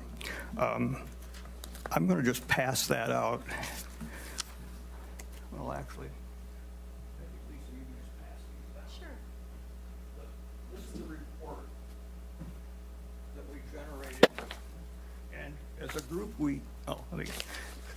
this is the report we delivered, and as a group, we really developed a very effective system, probably the most effective team I have worked on. We generated a lot of ideas. Those, to a large extent, have been implemented. Some of them are still not there. And I think, as both Therese and I reported to you, there's no code of ethics. that got sidelined. But there are some other things, and there are little bits and pieces, but I would appreciate the opportunity to continue what Lisa has done and kind of complete that loop, because we kind of decided among ourselves that maybe the best way to implement it was to seek a seat on the board, and Lisa stepped up to do that. So that's kind of like my story. And, the other thing I did point out to you is that I will not seek reelection or election, period. I shouldn't say reelection, come fall. I've got plenty on my plate, but I think with the things that are going on, grandkids live in the area, a lot of stuff that I've got to do, that and plus the Marion House. So I think I can sneak it, well, I can work it in, let me put it that way. And so I would be pleased to do that on behalf of this township, because, you know, we feel strongly about it. Local government, important. Thank you. Thank you. Thanks, Dick.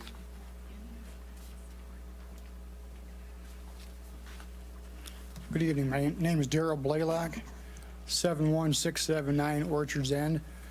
I'm also looking to fill a vacancy from Trustee Crafty. A little different, though. I am looking to continue this into the fall of the year. My goal is to serve this community, not just temporarily, for as long as I can. I'll give you a little background on myself. My parents moved here in 1970.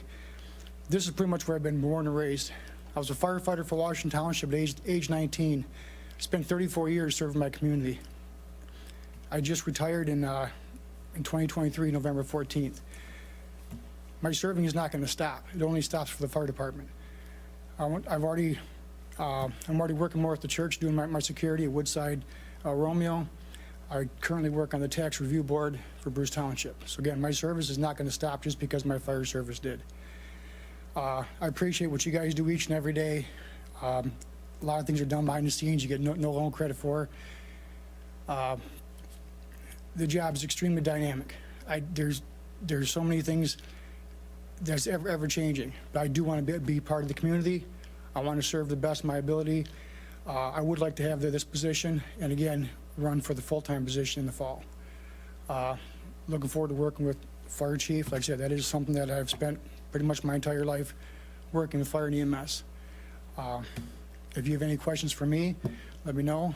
Also, just a side note, raised 3 kids in this community, all went through the same school districts I did, followed the same path. My wife, I took from Grosse Pointe. She's moved here. She's now worked for the Parks and Rec in the last 5 years full-time in Romeo schools. We are about as ingrained in this community as you can get. I don't want to stop. I want to move forward. I would love to have the honor to work with you guys. Let me know what I need to do, and please keep me just keep me abreast of what's going on. I would love to serve. Thank you. Thank you, Darrell. Thank you. So I would like to make for the record, we do have 2 other applications that I don't think either one are here. We Brad Wentz, and then also Richard Corey put an application in, so just for the record. They didn't write a letter. I think we just have, I don't have anything. Does anybody have any wording from them or a letter from them at all? No, just the application. Just the application. So do you want to go, do you want to ask any questions, any of the candidates at all? Anybody have questions for them?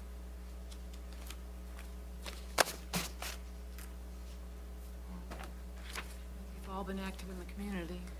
That's apparent.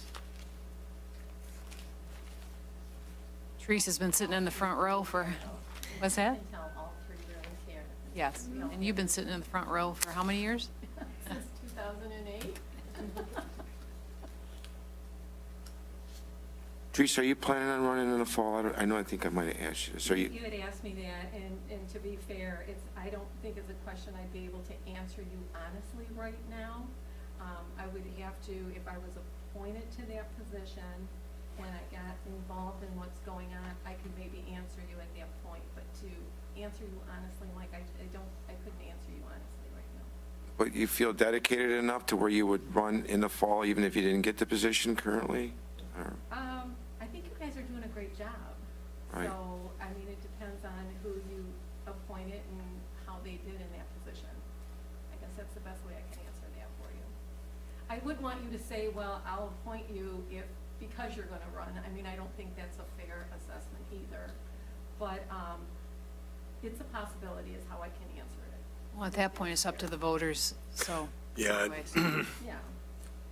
Speaking for myself, I think all three are very qualified. I've looked over the resumes. You guys you care about the neighborhood, the community.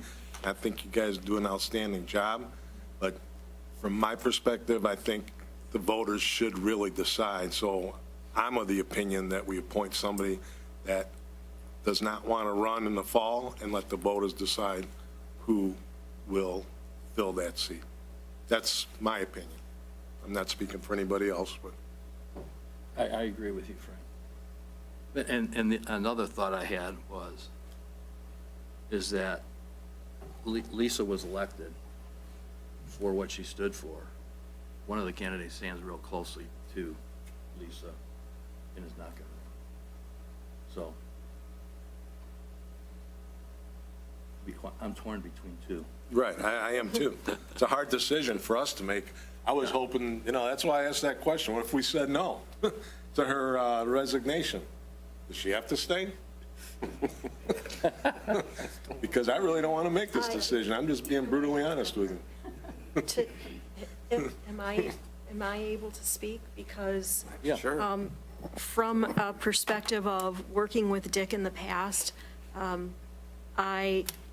and working and getting to know Therese over the years too, I mean, I have the utmost confidence in both of these two individuals, and I don't think it should be a question of whether or not they're going to run.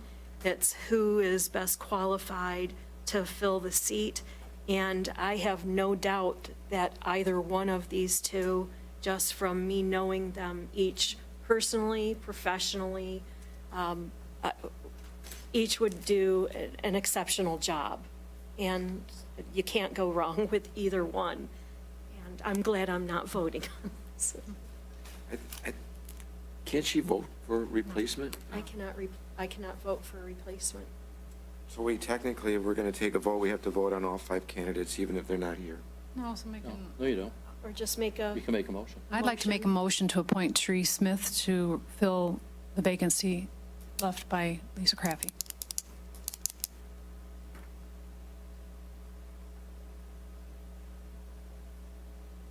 You got any support? I'm going to support that motion. And now we can discuss it. I will admit that Teresa's been here for 16 years, sat in this audience, sat in the same chair, maybe won back a couple of times. A lot more dedication than I put into this before my prior job as a supervisor. Every meeting that I've been at here, Teresa's been in the audience. And she's well-versed on some of the issues, whether they be positive or good or bad, that have taken place in front of this board. She's been aware of everything that's been going on. So, again, I'll take that expertise and that time that she spent here to hopefully serve this community to do what's best. So, I'll second the motion. If there's no other discussion, can we get a roll call, please? No. No. Yes. Yes. So it's a tie. I'll make a motion to appoint Dick Rosenberg, and I do this, and I'm torn. And I thought long and hard about this. And one of the reasons I think Dick, I think, is the most qualified, probably more qualified than all of us sitting up here. I think if I was working, Dick probably would have been my boss. He's got an excellent background. He has a great temperament. He's community-minded. I personally worked with him on Parks and Rec issues. We often kibitzed when he was doing the moderator job. And Dick has the community interests at heart. He also has a lot of experience. And I think another thing that's leaning me towards it is that he doesn't want to run the next time. So he's just doing Lisa's job for 10 months. And then let the voters decide in the fall who they think is the best candidate, and every candidate can present themselves. But I think at this moment in time, I'm leaning towards Dick with, torn with you, Therese. So I'll make a motion to appoint Dick Rosenberg to fill the remaining term of resigning trustee Lisa Crafty. Support. Support by DeGiorgio. Can we get a roll call, please? No. No. Yes. Yes.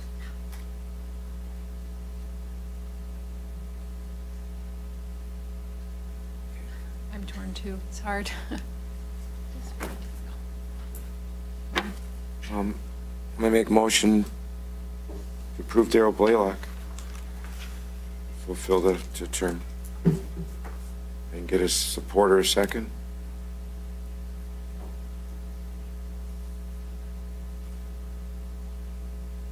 No? Motion dies. So we have tie. So we can try to redo it or do it again. We got another opportunity, if I'm not mistaken. Correct me if I'm wrong, Mike, you know? I don't know what you do.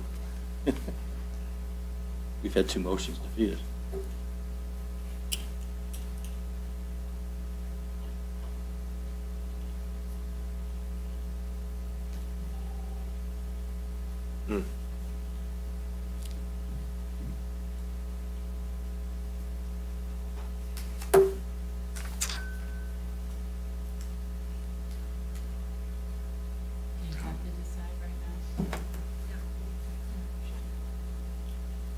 We have time, but we don't necessarily have to, but what's it gonna, Timeframe. We have 45 days, but what do we have, time frame? 45. 45 days. Since the date of my notice or since the date of, It's the date of our vote. or, okay, oh, the date of the vote. Okay. We would technically have one board meeting, or we'd have to have a special meeting. But again, it's just prolonging it. Yeah. We want to let the candidates speak again. Gonna make any difference? I'll go back. I think Dick filling Lisa's role, Dick thinks a lot like Lisa. That's why I'm leaning that way, is because Lisa was elected based on her position, her activity in 2018 with the prior board. And I think Dick would continue basically Lisa's mindset, same type of respect, concern with the community. And, I think Therese does too, though. I mean, she's been Agreed. front and center for so long. I feel like she's earned the position. that's what I was torn with, too. Yeah. No, I totally agree.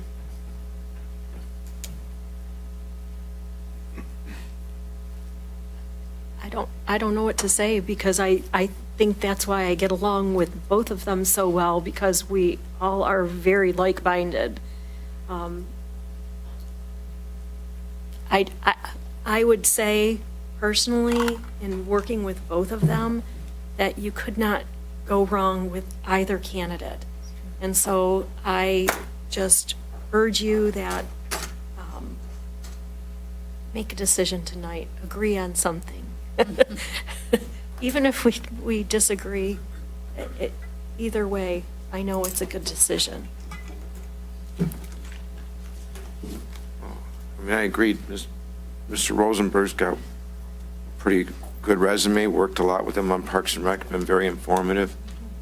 Always worked really hard to bring the right material and factual information to the table. But I'll stand my ground again that Teresa's been to every meeting, and she's been a part of every meeting, whether it sometimes be good or bad. And not really afraid to show her opinion. And I'm just so strongly, I guess I'll support that, because of that dedication. I agree. I think all 3 candidates that are here, I don't think. Yeah. Problem. I don't mean to in any way downgrade Mr. Blaylock either. I just don't know you personally. I'm sorry. No. I've been busy the last 34 years. Yeah. A little. Agreed, and we appreciate your interest. We don't mean to So I'm going to make another motion. I'm going to make a motion to, again, approve or to appoint Therese for the position. Open vacancy. Support. Support by Susan. If we don't have any other discussion, can we get another roll call, please?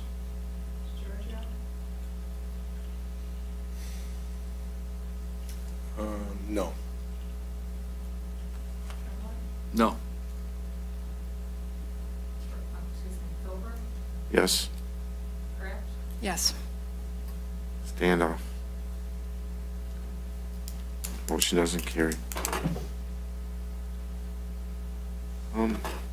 So at this time, there's no other motions. I think that this is just going to fail at this point. It's going to have to go back on the agenda either at our next meeting.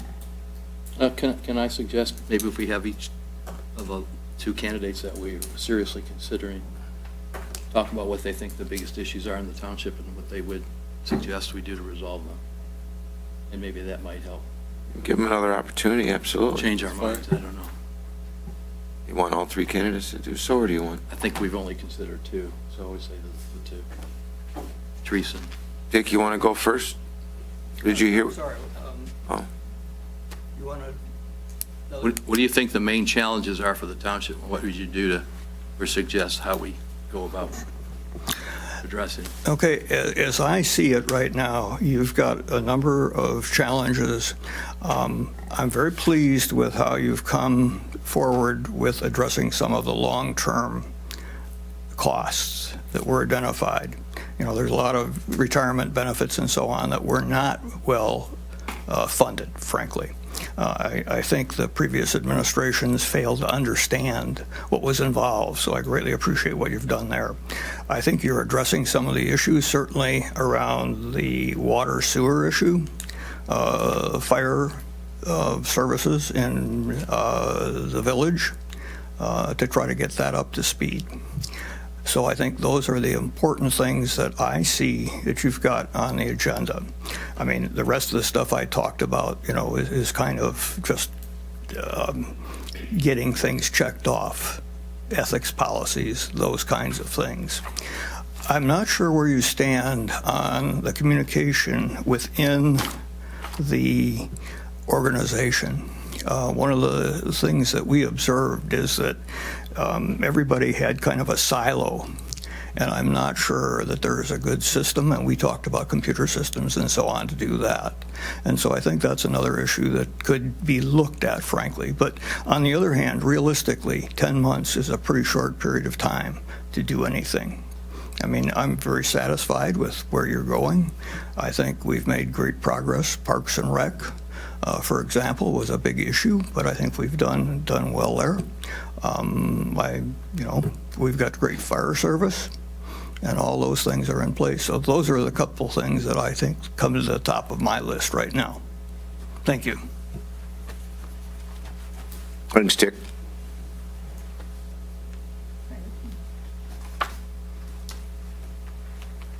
Okay, so these are the issues that I feel are head of the class with Bruce Township.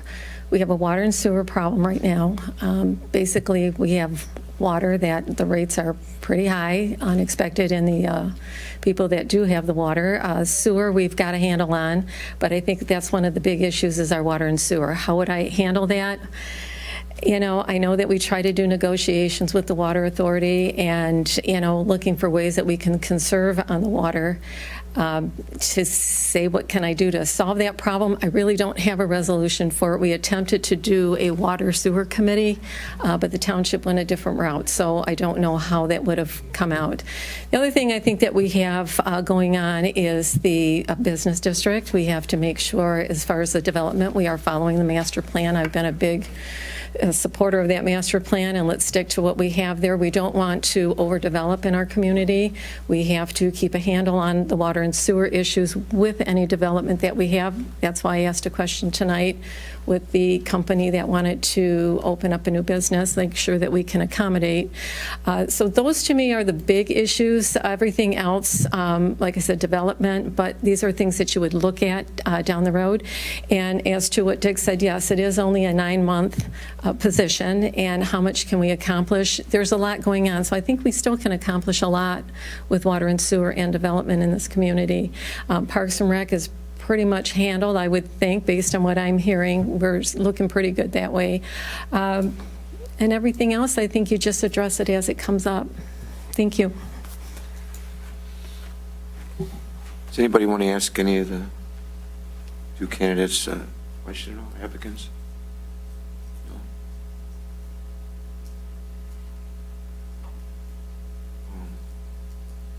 I'm going to ask one question maybe, since we're on water and sewer. Maybe we need to ask each one of you, so you know that we have the lack of sewer trees. Maybe you can answer my question first, or Dick, but you got to answer at the podium. It's just basically, what would you, is there any suggestions on what you might recommend that the township would do in regards to our shortage on our sewer capacities? With regards to? Shortages on our sewer capacities. As I understand it, it seems to me that there are some capacity issues that have been stated. I don't know how good those are from an engineering standpoint, if you will. You know, you can't have any more, as if I understand the village saying there, you know, there's no more. I don't know how rigid those estimates are. I mean, when you start throwing out things like, you know, millions of gallons or whatever it is, I don't know what the, you know, how fine that is and how accurate that is. So I guess that would be one thing I would be interested in looking at.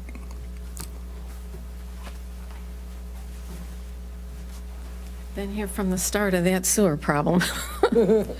Okay, how would we handle that? I mean, there was some talk about perhaps, Romeo says they don't have much more that they can offer to us. There was some idea thrown around about perhaps in the future doing our own sewer treatment plant, very costly. Washington was trying that too. How to solve that problem? We've got to look at how much we're using, where we're using it, and control the growth that is using up all the sewer. I mean, we need the growth in our community. I've said that time and time again. Without that, we don't have a tax base, so we need the tax base. Someone like today, the Wilco company that came in here, you know, maybe there was X amount of sewage capacity allowed for their facility, but they don't need all of that. Those are things that we can look at down the road, the type of industry that we have coming in, and maybe we do have the capacity once we take a look at that. But the way it is now, based on how much sewer per parcel, based on how many people may or may not be in a building, I think we're tapped. So I don't really have a big solution or a long-term solution for it. We just know it's there, and we have to look at things closely when we're approving development. Thank you.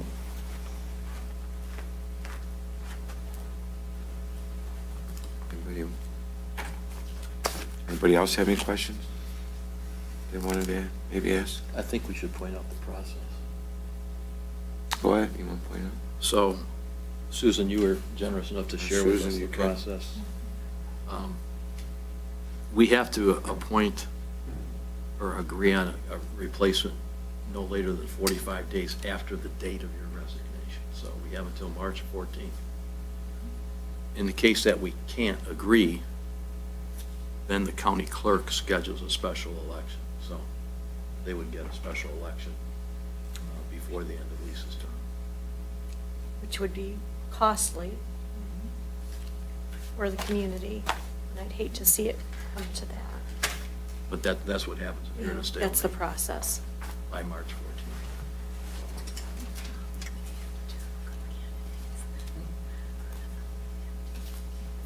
Anybody want to make a motion?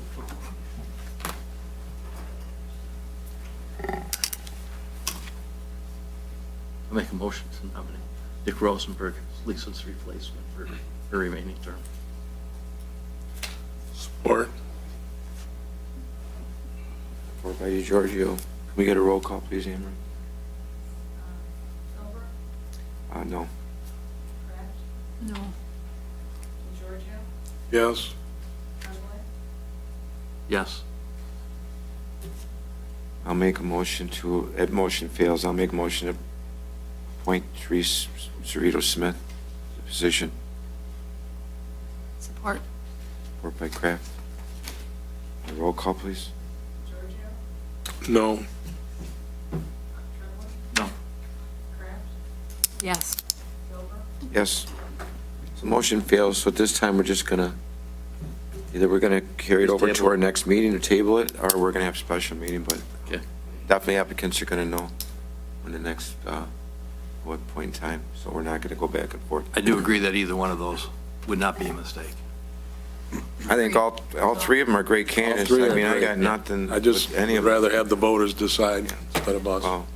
Because whoever we decide, I mean, if we appoint someone that has interest in running, we're allowing them to have an advantage Well, over the Teresa rest. hasn't said she is. She's not committed. I know, she didn't, but she didn't say she wasn't either.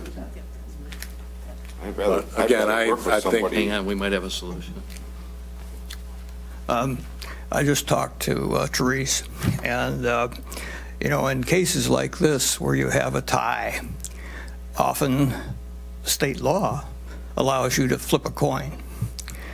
I think we would both agree, rather than postpone a decision, I mean, it's clear that you're going to tie, and there's nothing we're going to do in the interim that's going to change that, I don't think. I mean, Really, I think Dick would do a fine job too. I mean, I don't know how else to resolve this What is it? We could agree to do a coin in flip. any other way, frankly. If you So want to. if Is that be your that pleasure. really, yeah. I'm okay with it because I'm okay with either. Is that really a coin flip? Are you serious that that's actually the right way to solve this problem? We could agree as a board to do a As I coin flip. understand, I mean, that's where there pretty is tough a when we're tie. basing our decisions on a flip of Because a coin. we all agree I don't know if I like we that. all agree that both candidates gonna be- could fill the role. We just have an opinion on who they think is. I like the idea, and I think Chief should flip the coin if that is something that you agree to. And I can share something. We did a multi-million-dollar deal with a client. We were stuck on one issue. And you did a deck of coin flip? cards On a for deck of cards? $1 issue. This is a municipality. Because it was, This is a municipality. It's going to go on Facebook that they're making their decisions by a coin. Yeah, I don't think I would really want to. you're making a coin flip on two very Decisions. qualified candidates. Making. That's why I don't have an issue with it. And they are the ones that recommended it. They both, all of us agree that both are fitting. We're just having a disagreement on which one. I mean, that, So a coin flip is not, to me, looked at as negative. It's picking which is the best of the two good ones that we thought were the two best In candidates. history. I don't know. I'll make a motion to do a coin flip between Dick Rosenberg and Teresa Vito Smith to decide who fills Lisa Craffey's remaining term, I don't even. with feel- Steve Nakis doing the flip, and who would call? Dick, The home team. You want me to call? Teresa would call the, in the air. All right. Tell me when. Two qualified candidates as deemed by this board. Does anybody want to second that motion? Am I allowed to? No. Rats, I'm trying. I don't know. We talk about it now. Sounds like a great idea, but I'm not sure about the legalities on that, and I don't think our clerk is either, so. I mean, it's a great idea. I agree It is too, a but I great don't idea. want to, It's a method of decision-making. but that's, I don't think there's any legality. they want to say where they're going to start making their other decisions by a coin toss?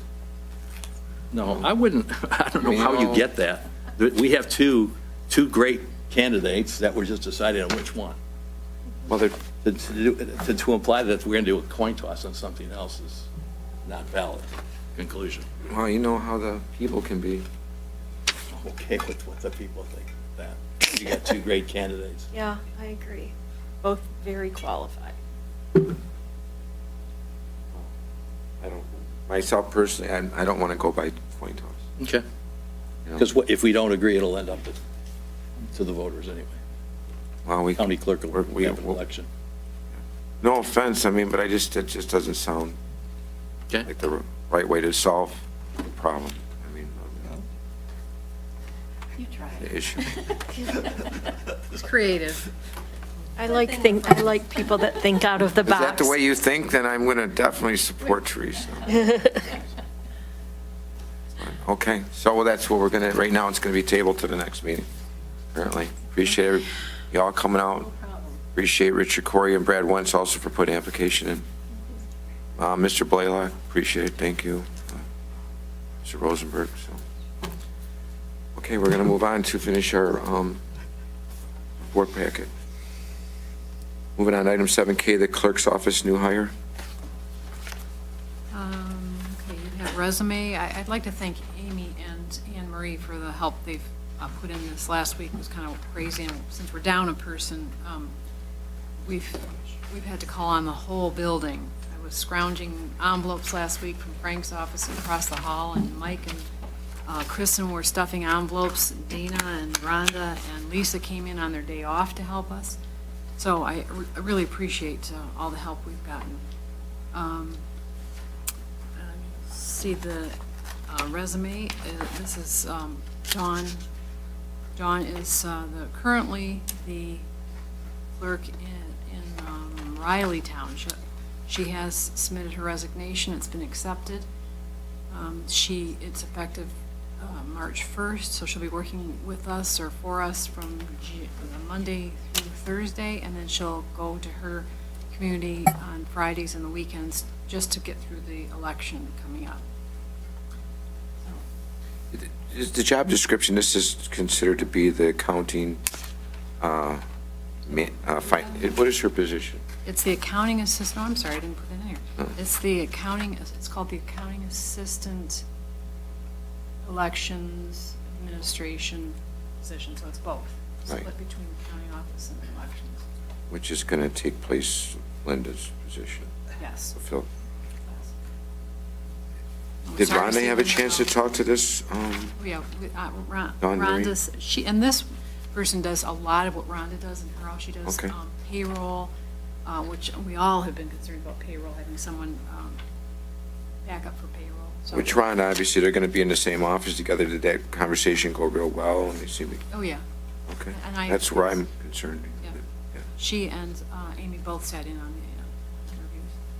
So I'd like to make a motion to approve the hiring of Dawn Beam for the position of Accounting Assistant Election Administration as of January 22nd, 2024. January 22nd? What'd I say? January 22nd? Yes. So next I'll second that. Monday. I'll second that. Motion by Kraft, second by Tremblay. Is there any other discussion? Can we get a roll call, please? Yes. Yes. Yes. Yes. Yes. Motion carries. No, I don't want to resurrect something, but do you guys mind if I talk to Dick in private for 2 minutes? You want to take a 2 minutes, just for 2 minutes. 2-minute? No, we're not going to flip a coin. Dick, can I talk to you in the hallway just for a couple minutes? Why don't we take just a 5-minute recess? Yeah. Everybody, take a 5-minute recess. We'll be back in a little bit. Thank you.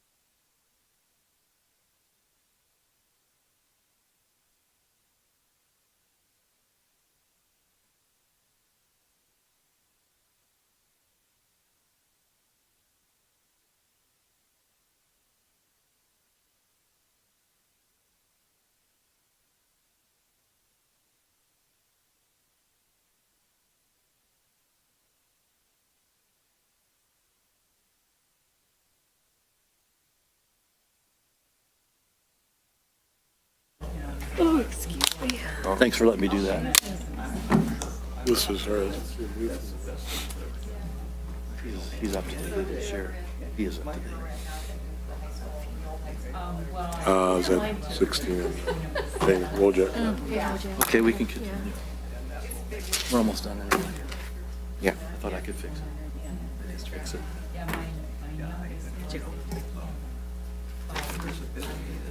I asked if you would see that. No. Go ahead.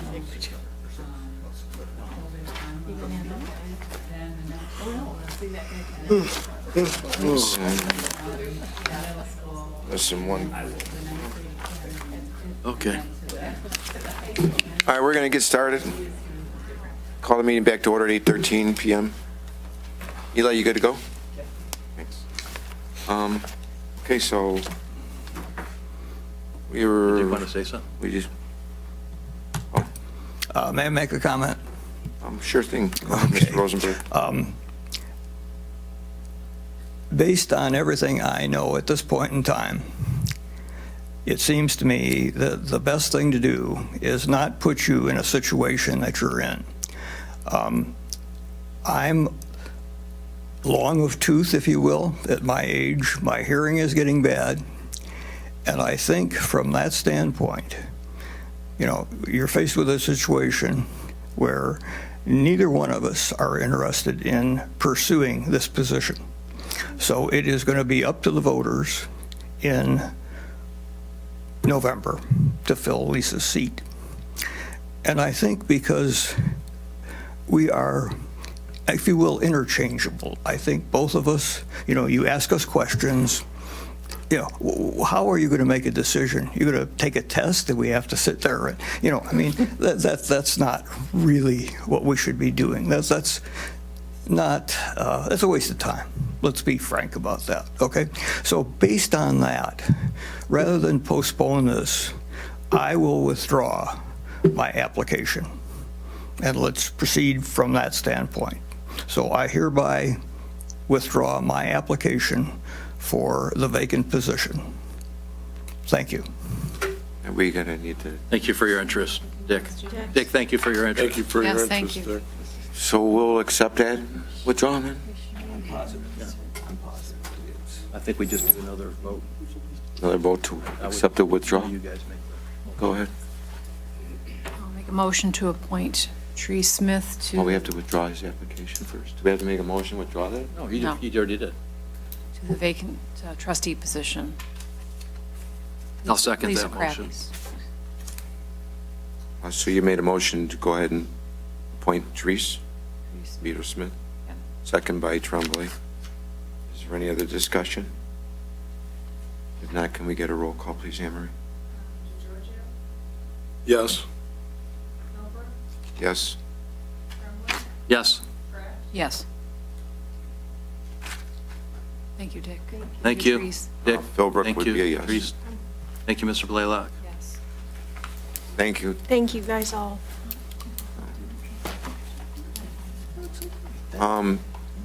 Daryl, thanks for coming out. Again, Richard, Corey, and Brad Wentz, thanks for the applications. Dick, thank you very much for what you did. Therese, Thank you, all of you. congratulations. Thank you for all. Thanks, your- everybody.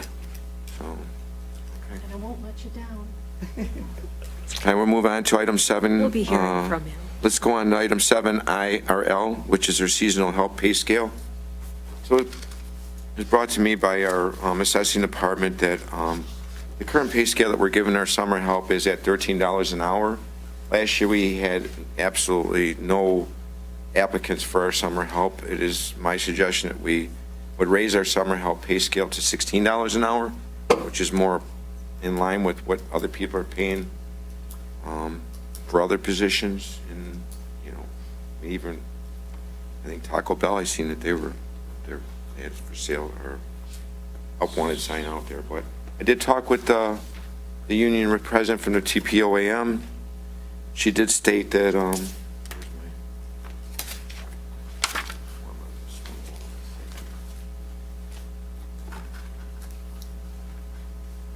she did state that the general clerk's position in the TPOAM is 1624, so it does not exceed that.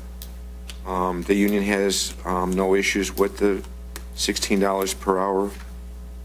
So I'll make a motion to go ahead and raise our summer help pay scale to $16 an hour from $13 an hour. Support. Support by DeGiorgio. Does anybody else have any other discussion? If not, may we get a roll call, please, Anne Marie? Yes. Yes. Yes. Yes. Yes. Motion carries. Let's move on to item 7M, which is Sage Solutions Human Resource Proposal. Frank, did you? Yeah, so we've had a lot of turnover in this building, and turnover is pretty costly, especially when it's a small organization like ours. So I'd like, and not only that, but we also need to, I think, find out the pulse of our employees, call it like an employee climate survey. With negotiations coming up here within the next year, I think it'd be beneficial to us to find out what our issues are, if there are any, or the positives or the negatives. And this is the same company that we were going to bring in before, but what we had before was union management issues where they had a hard time communicating with one another, and we brought somebody else in. The Sage Solutions this wasn't their expertise. So what you see here is a cost of what they're going to do. They're going to do a questionnaire engagement with the employees. And then after they compile all their information, then they will do confidential interviews with them. And the range of the cost will be anywhere between $1,400 and $1,925. So I think it'd be in the township's best interest to hire these people to find out, again, what the issues are, what we're doing right, what we're doing wrong, if there's anything that we're doing that we shouldn't be doing, and things that we are not doing that we should be doing, as far as like having harassment training. I understand the new employees haven't had any harassment training yet, and I think that's very important for an organization to conduct that stuff with new employees, especially in today's day and age.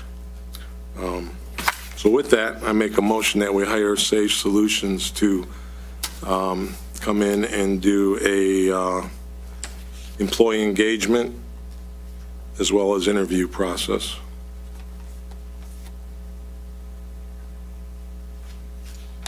I'm going to make support with some clarification on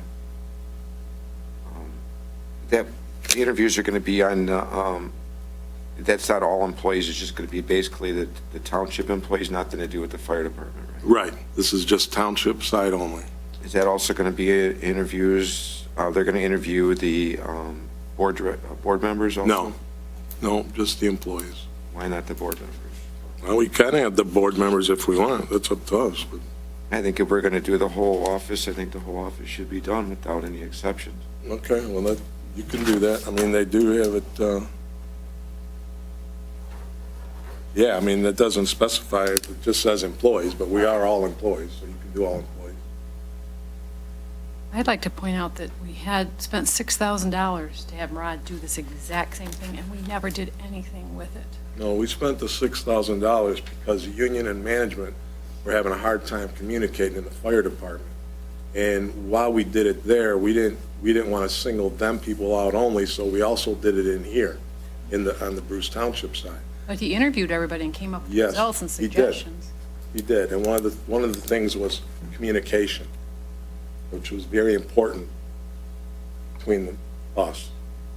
And we did do the harassment training. We had Has everybody any do of the that. new employees had it? Anne Marie has not had it, no. That, I will make Well, these sure are she's- some of the things that we need to be consistent with as an organization. We're a small municipality. We have no HR department.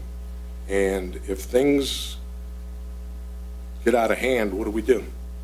You know, we need to know where we're at and what's going on with, We also have that portal, HR Muni, which is the one we did those other classes,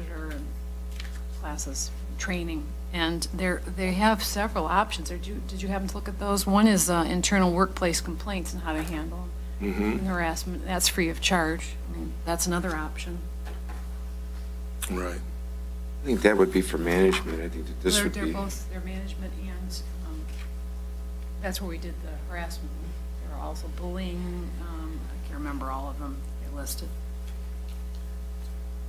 I think that things have gotten a lot better over the past, let's say, 30 days or 60 days.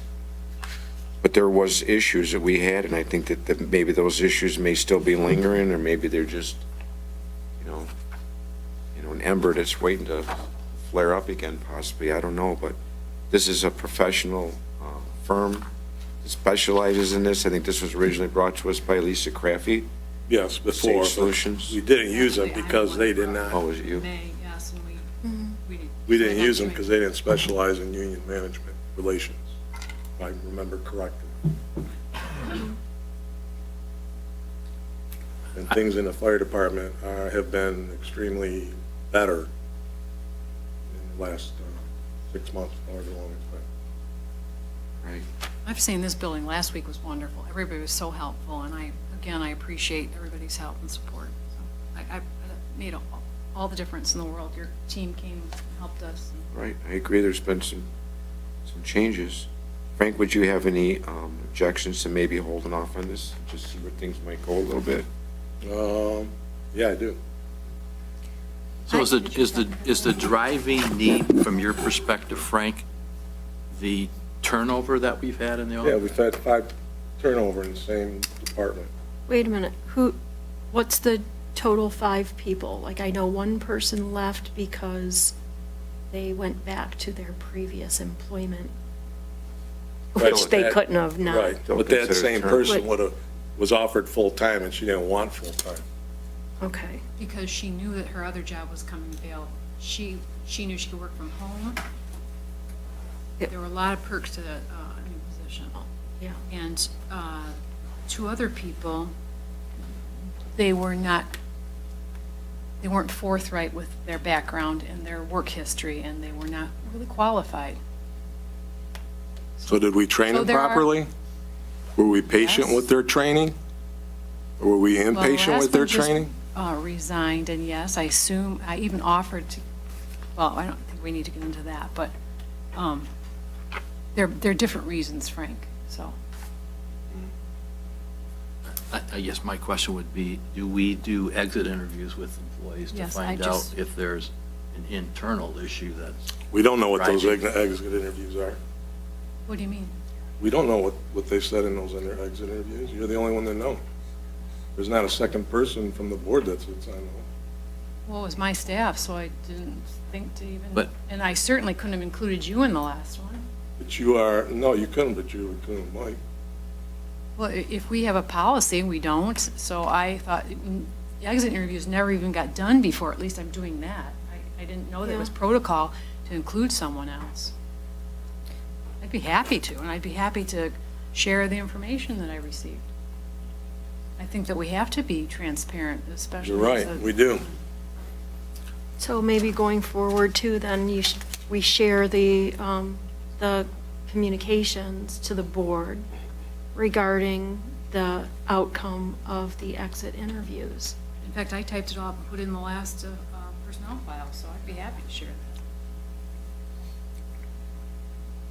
yeah, usually through the exit interview, you can find out A what lot was more. if they're being forthright, what the real reason is for their resigning, whether it's a better opportunity or whether it's something different that. And it's been a mixed bag. So. Would this Sage Solutions be interested in looking at the exit interviews as far as Yeah, I'm sure they that would. part of the Scope. process? I'm possibly? sure they would, yeah. I have had personal, a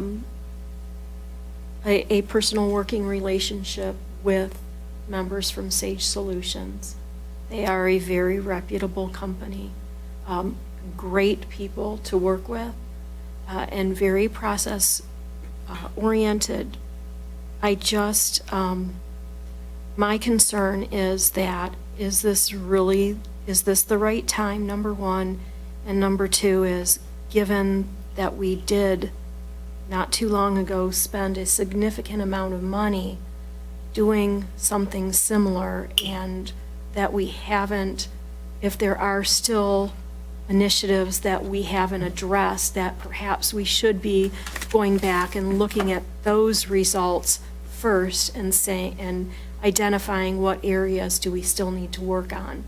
And then perhaps, if it's something that can't be resolved with the additional HR training, because I am all for that. I agree wholeheartedly that we need that, and we need a better focus on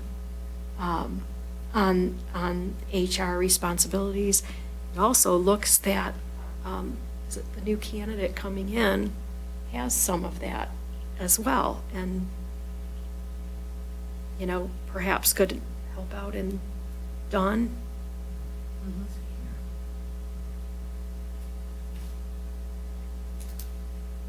She's been involved in payroll and human resources, not just she's been involved in training, she's been involved in, the administrative side of it, she's been involved in, she was the actual human resource officer for her previous position, developed job descriptions, performed interviews,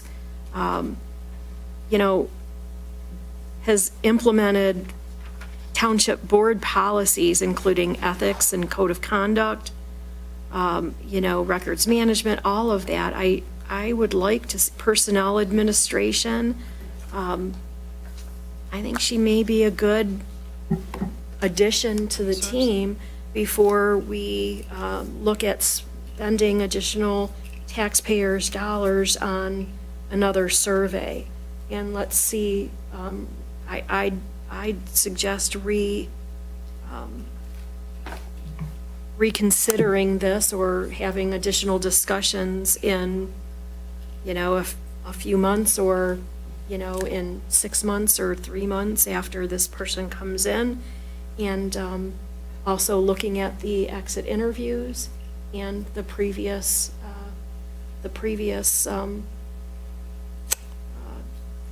process that we went through as well.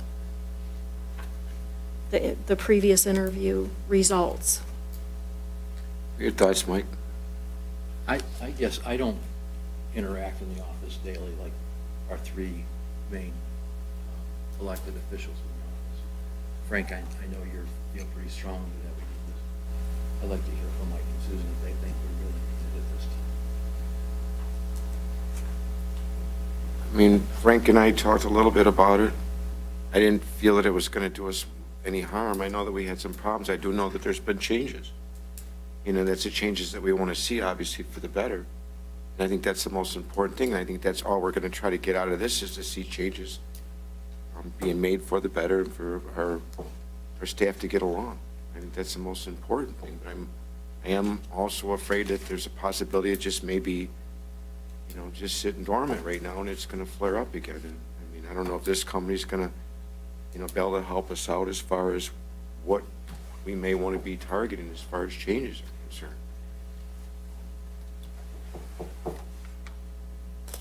I agree, we did have our gentleman before paid a large sum of money, but it was a whole different issues, I think, that we were addressing at the time, not just between the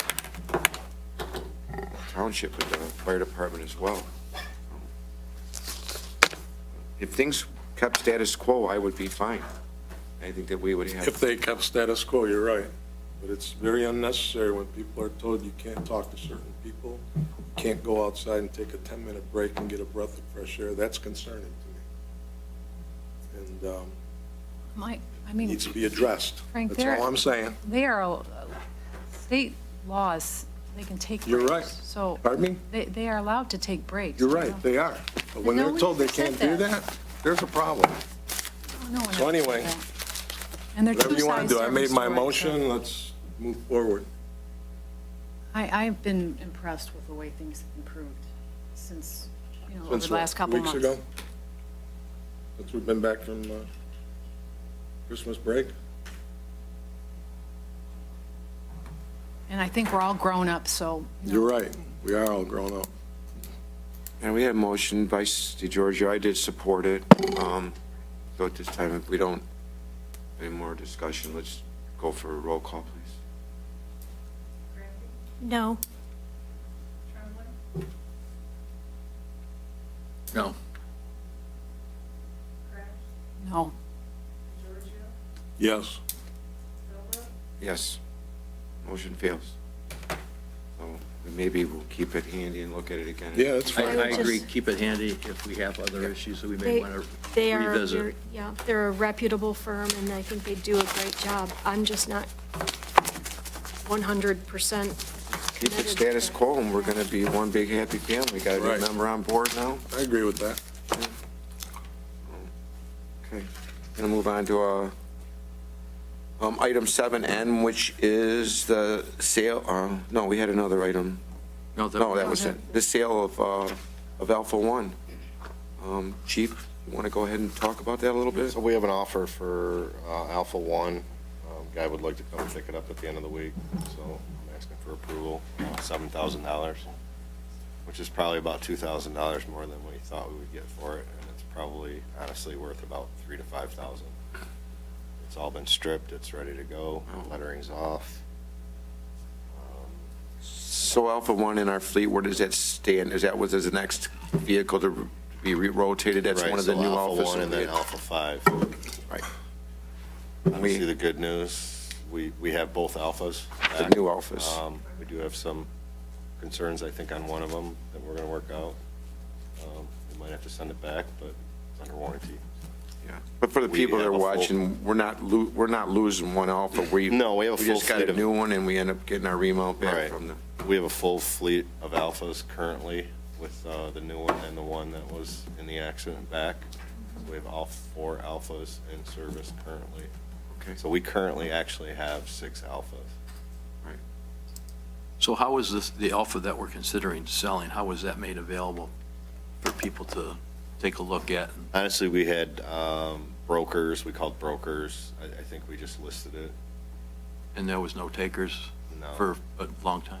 No. Okay. You know, right now, and again, we don't know if this guy's going to commit 100%, but he's in Indiana and would like to come and purchase it by the end of the week. So I'm assuming if he's driving from Indiana, he really wants the Alpha. So I believe it's probably a construction worker that's going to, take everything out and put all his tools in there and have a nice little box, but it's going to need some work. It needs a lot of work. A Right. lot of work. That's the one that was actually the motor's failing at this point. Yeah. I know. We can pull the list of invoices out on that thing, and I'm sure that we should have gotten rid of that a long time ago. Right. I'll make a motion, go ahead and approve the sale of the Alpha One for $7,000. So Ready, Giorgio? maybe are you guys okay if he, Yeah. let me rephrase that. So maybe he comes back at 6,500.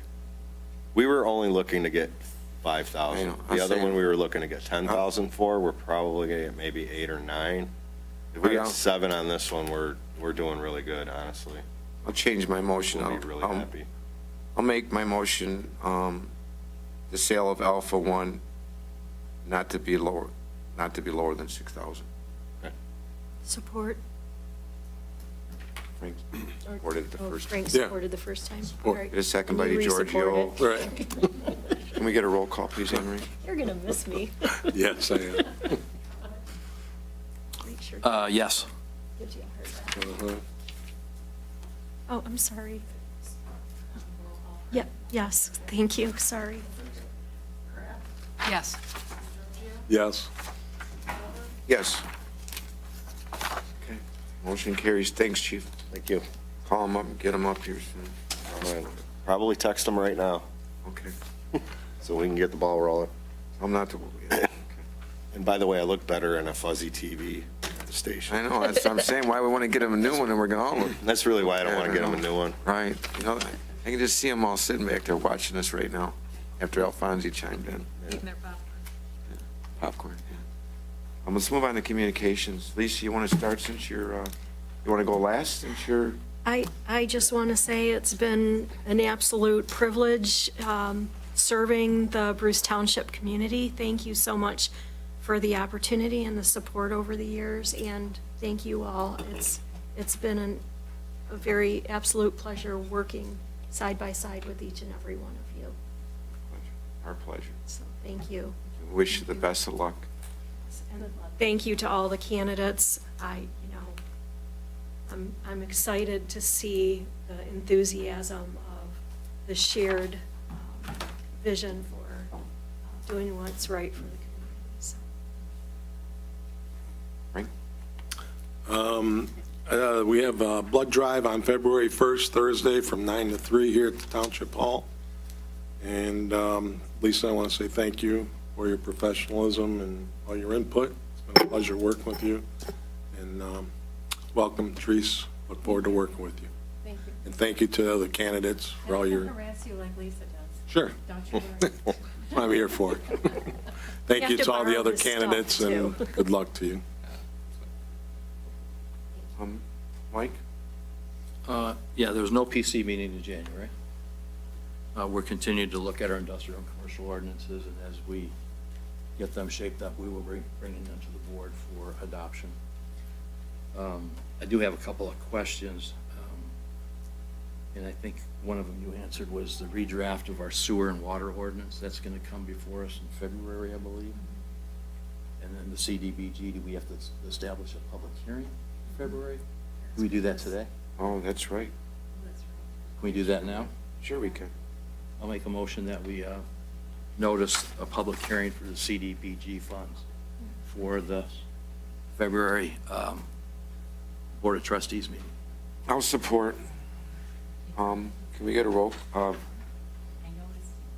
was- You did, Oh, you did Yeah. notice it for February? okay, well, we just still have to. Okay. So We we have to vote do- on it, but thank You're you. ahead of the game. So anybody that's watching, just to, any confusion, we did make a motion to have public hearing for CDBGs for this meeting.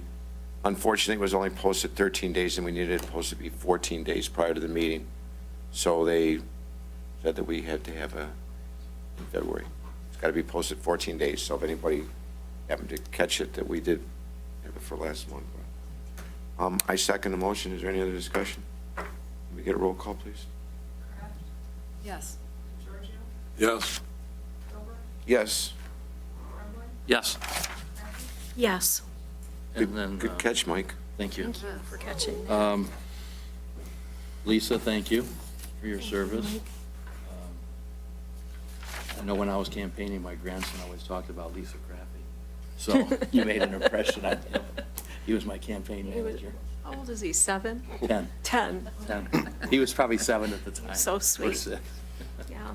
And then for all the candidates, thank you for all your interest, for filling the vacant seat. I'd like to especially note Dick for making our job easier by stepping down from your candidacy. And Therese, welcome to the team. Thank you. I'm sure you'll do well. I'll go next. Chief, you can go last. I'm gonna kick the can What back about to you? you, Mike, so, You what? so I'll probably kick the can back to you. Susan, so. Susan has something. Oh, I'm sorry, Susan. Yeah. Go ahead, Susan. There's a paper shred on May 4th. Early voting is going to be at Washington Township Hall from February 17th to the 25th. I'd like to point out that we have a new artist displaying her work here, Michelle Hunt. And I'd like to thank Lisa. Thank you. And thank you to all you who are interested in this position. That's all. I'll go. Traffic light, 32-mile mound is still on. Frank? Recycle. Yes. I worked on that pretty hard. Washington's on board. All the paperwork's turned in, so that looks like it's going to be a goal sure this year. So Yeah. 32 mile, I think everybody's looking forward to that. M53 between 27 mile and 34 mile road is going to get a makeover this year, so that's supposed to go a new overlay on top of with the concrete, some concrete repairs, so going to be looking for construction between 27 and 34 this year, so just a heads up on that. And the road is getting pretty rough, so. We are still carrying on fire department and ALS negotiations with the Village of Romeo. Frank DeGiorgio, Chief Nakis. I think we're making progress, but we still got a lot of work to do. We were supposed to meet yesterday, but Village Romeo did cancel. Chief Nakis did put a new proposal together, which I think both Frank and I agreed that it was probably the best proposal yet. So we sent that across to Village Romeo today, and hopefully we'll get a positive response when we meet next Tuesday at 3:30. When is the next village meeting? That will Township? be Monday. Henry Ford Hospital. I might as well share that. Our Henry Ford North is, I got a phone call today that Henry Ford North is looking to be closing down. By the end of April, they're going to be vacated completely. They're currently moving all their staff to different locations.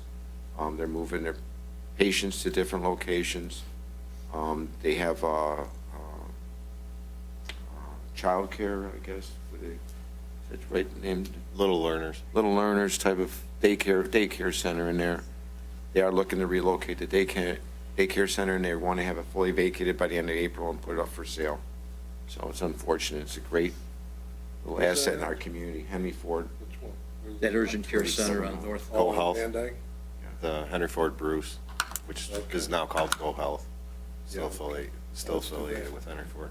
And I know that a lot of times with conversations, they are on a well over there, and because of the laboratories and the filtration they got to get good enough and pure enough water, they want to be on municipal water, and they just can't get the good quality water out of their wells that they got. They are on a sewer system, which actually, I don't know if this makes sense to anybody else, but they are pumping their sewer 3 miles north to Alma for force main. It's a 4-inch force main, so they had this huge pumping station to pump sewer all the way to Alma, which is another very costly procedure for them. And it's a maintenance issue too, so. Yeah, we're gonna miss them in the area, but other than that, thanks Lisa for everything again, as I've said, it's been a pleasure. Therese, looking forward to it. Thank you, Mike. You know, so, thank you, and Dick, appreciate it. Daryl, thanks for coming out. Chief, up to you. Lisa, good luck. Hate to see you go. Thank you for the support, and the township for thanks you. And to you Put a also. lot of hard work and effort in it. So, I want to say that. Therese, welcome aboard. Thank you. Mike touched base a little bit on the Romeo thing. That's really all I had. We're doing good. We've cleaned up a lot of stuff lately, so there's really no major updates, which is a good thing, I think. So, still working on Romeo. But the Henry Ford thing, we got to consider as a board what kind of change that's going to do for us. It is a little bit of a change. We don't get a ton of calls out of there, but we get enough. So it sounds like they want to relocate in Romeo.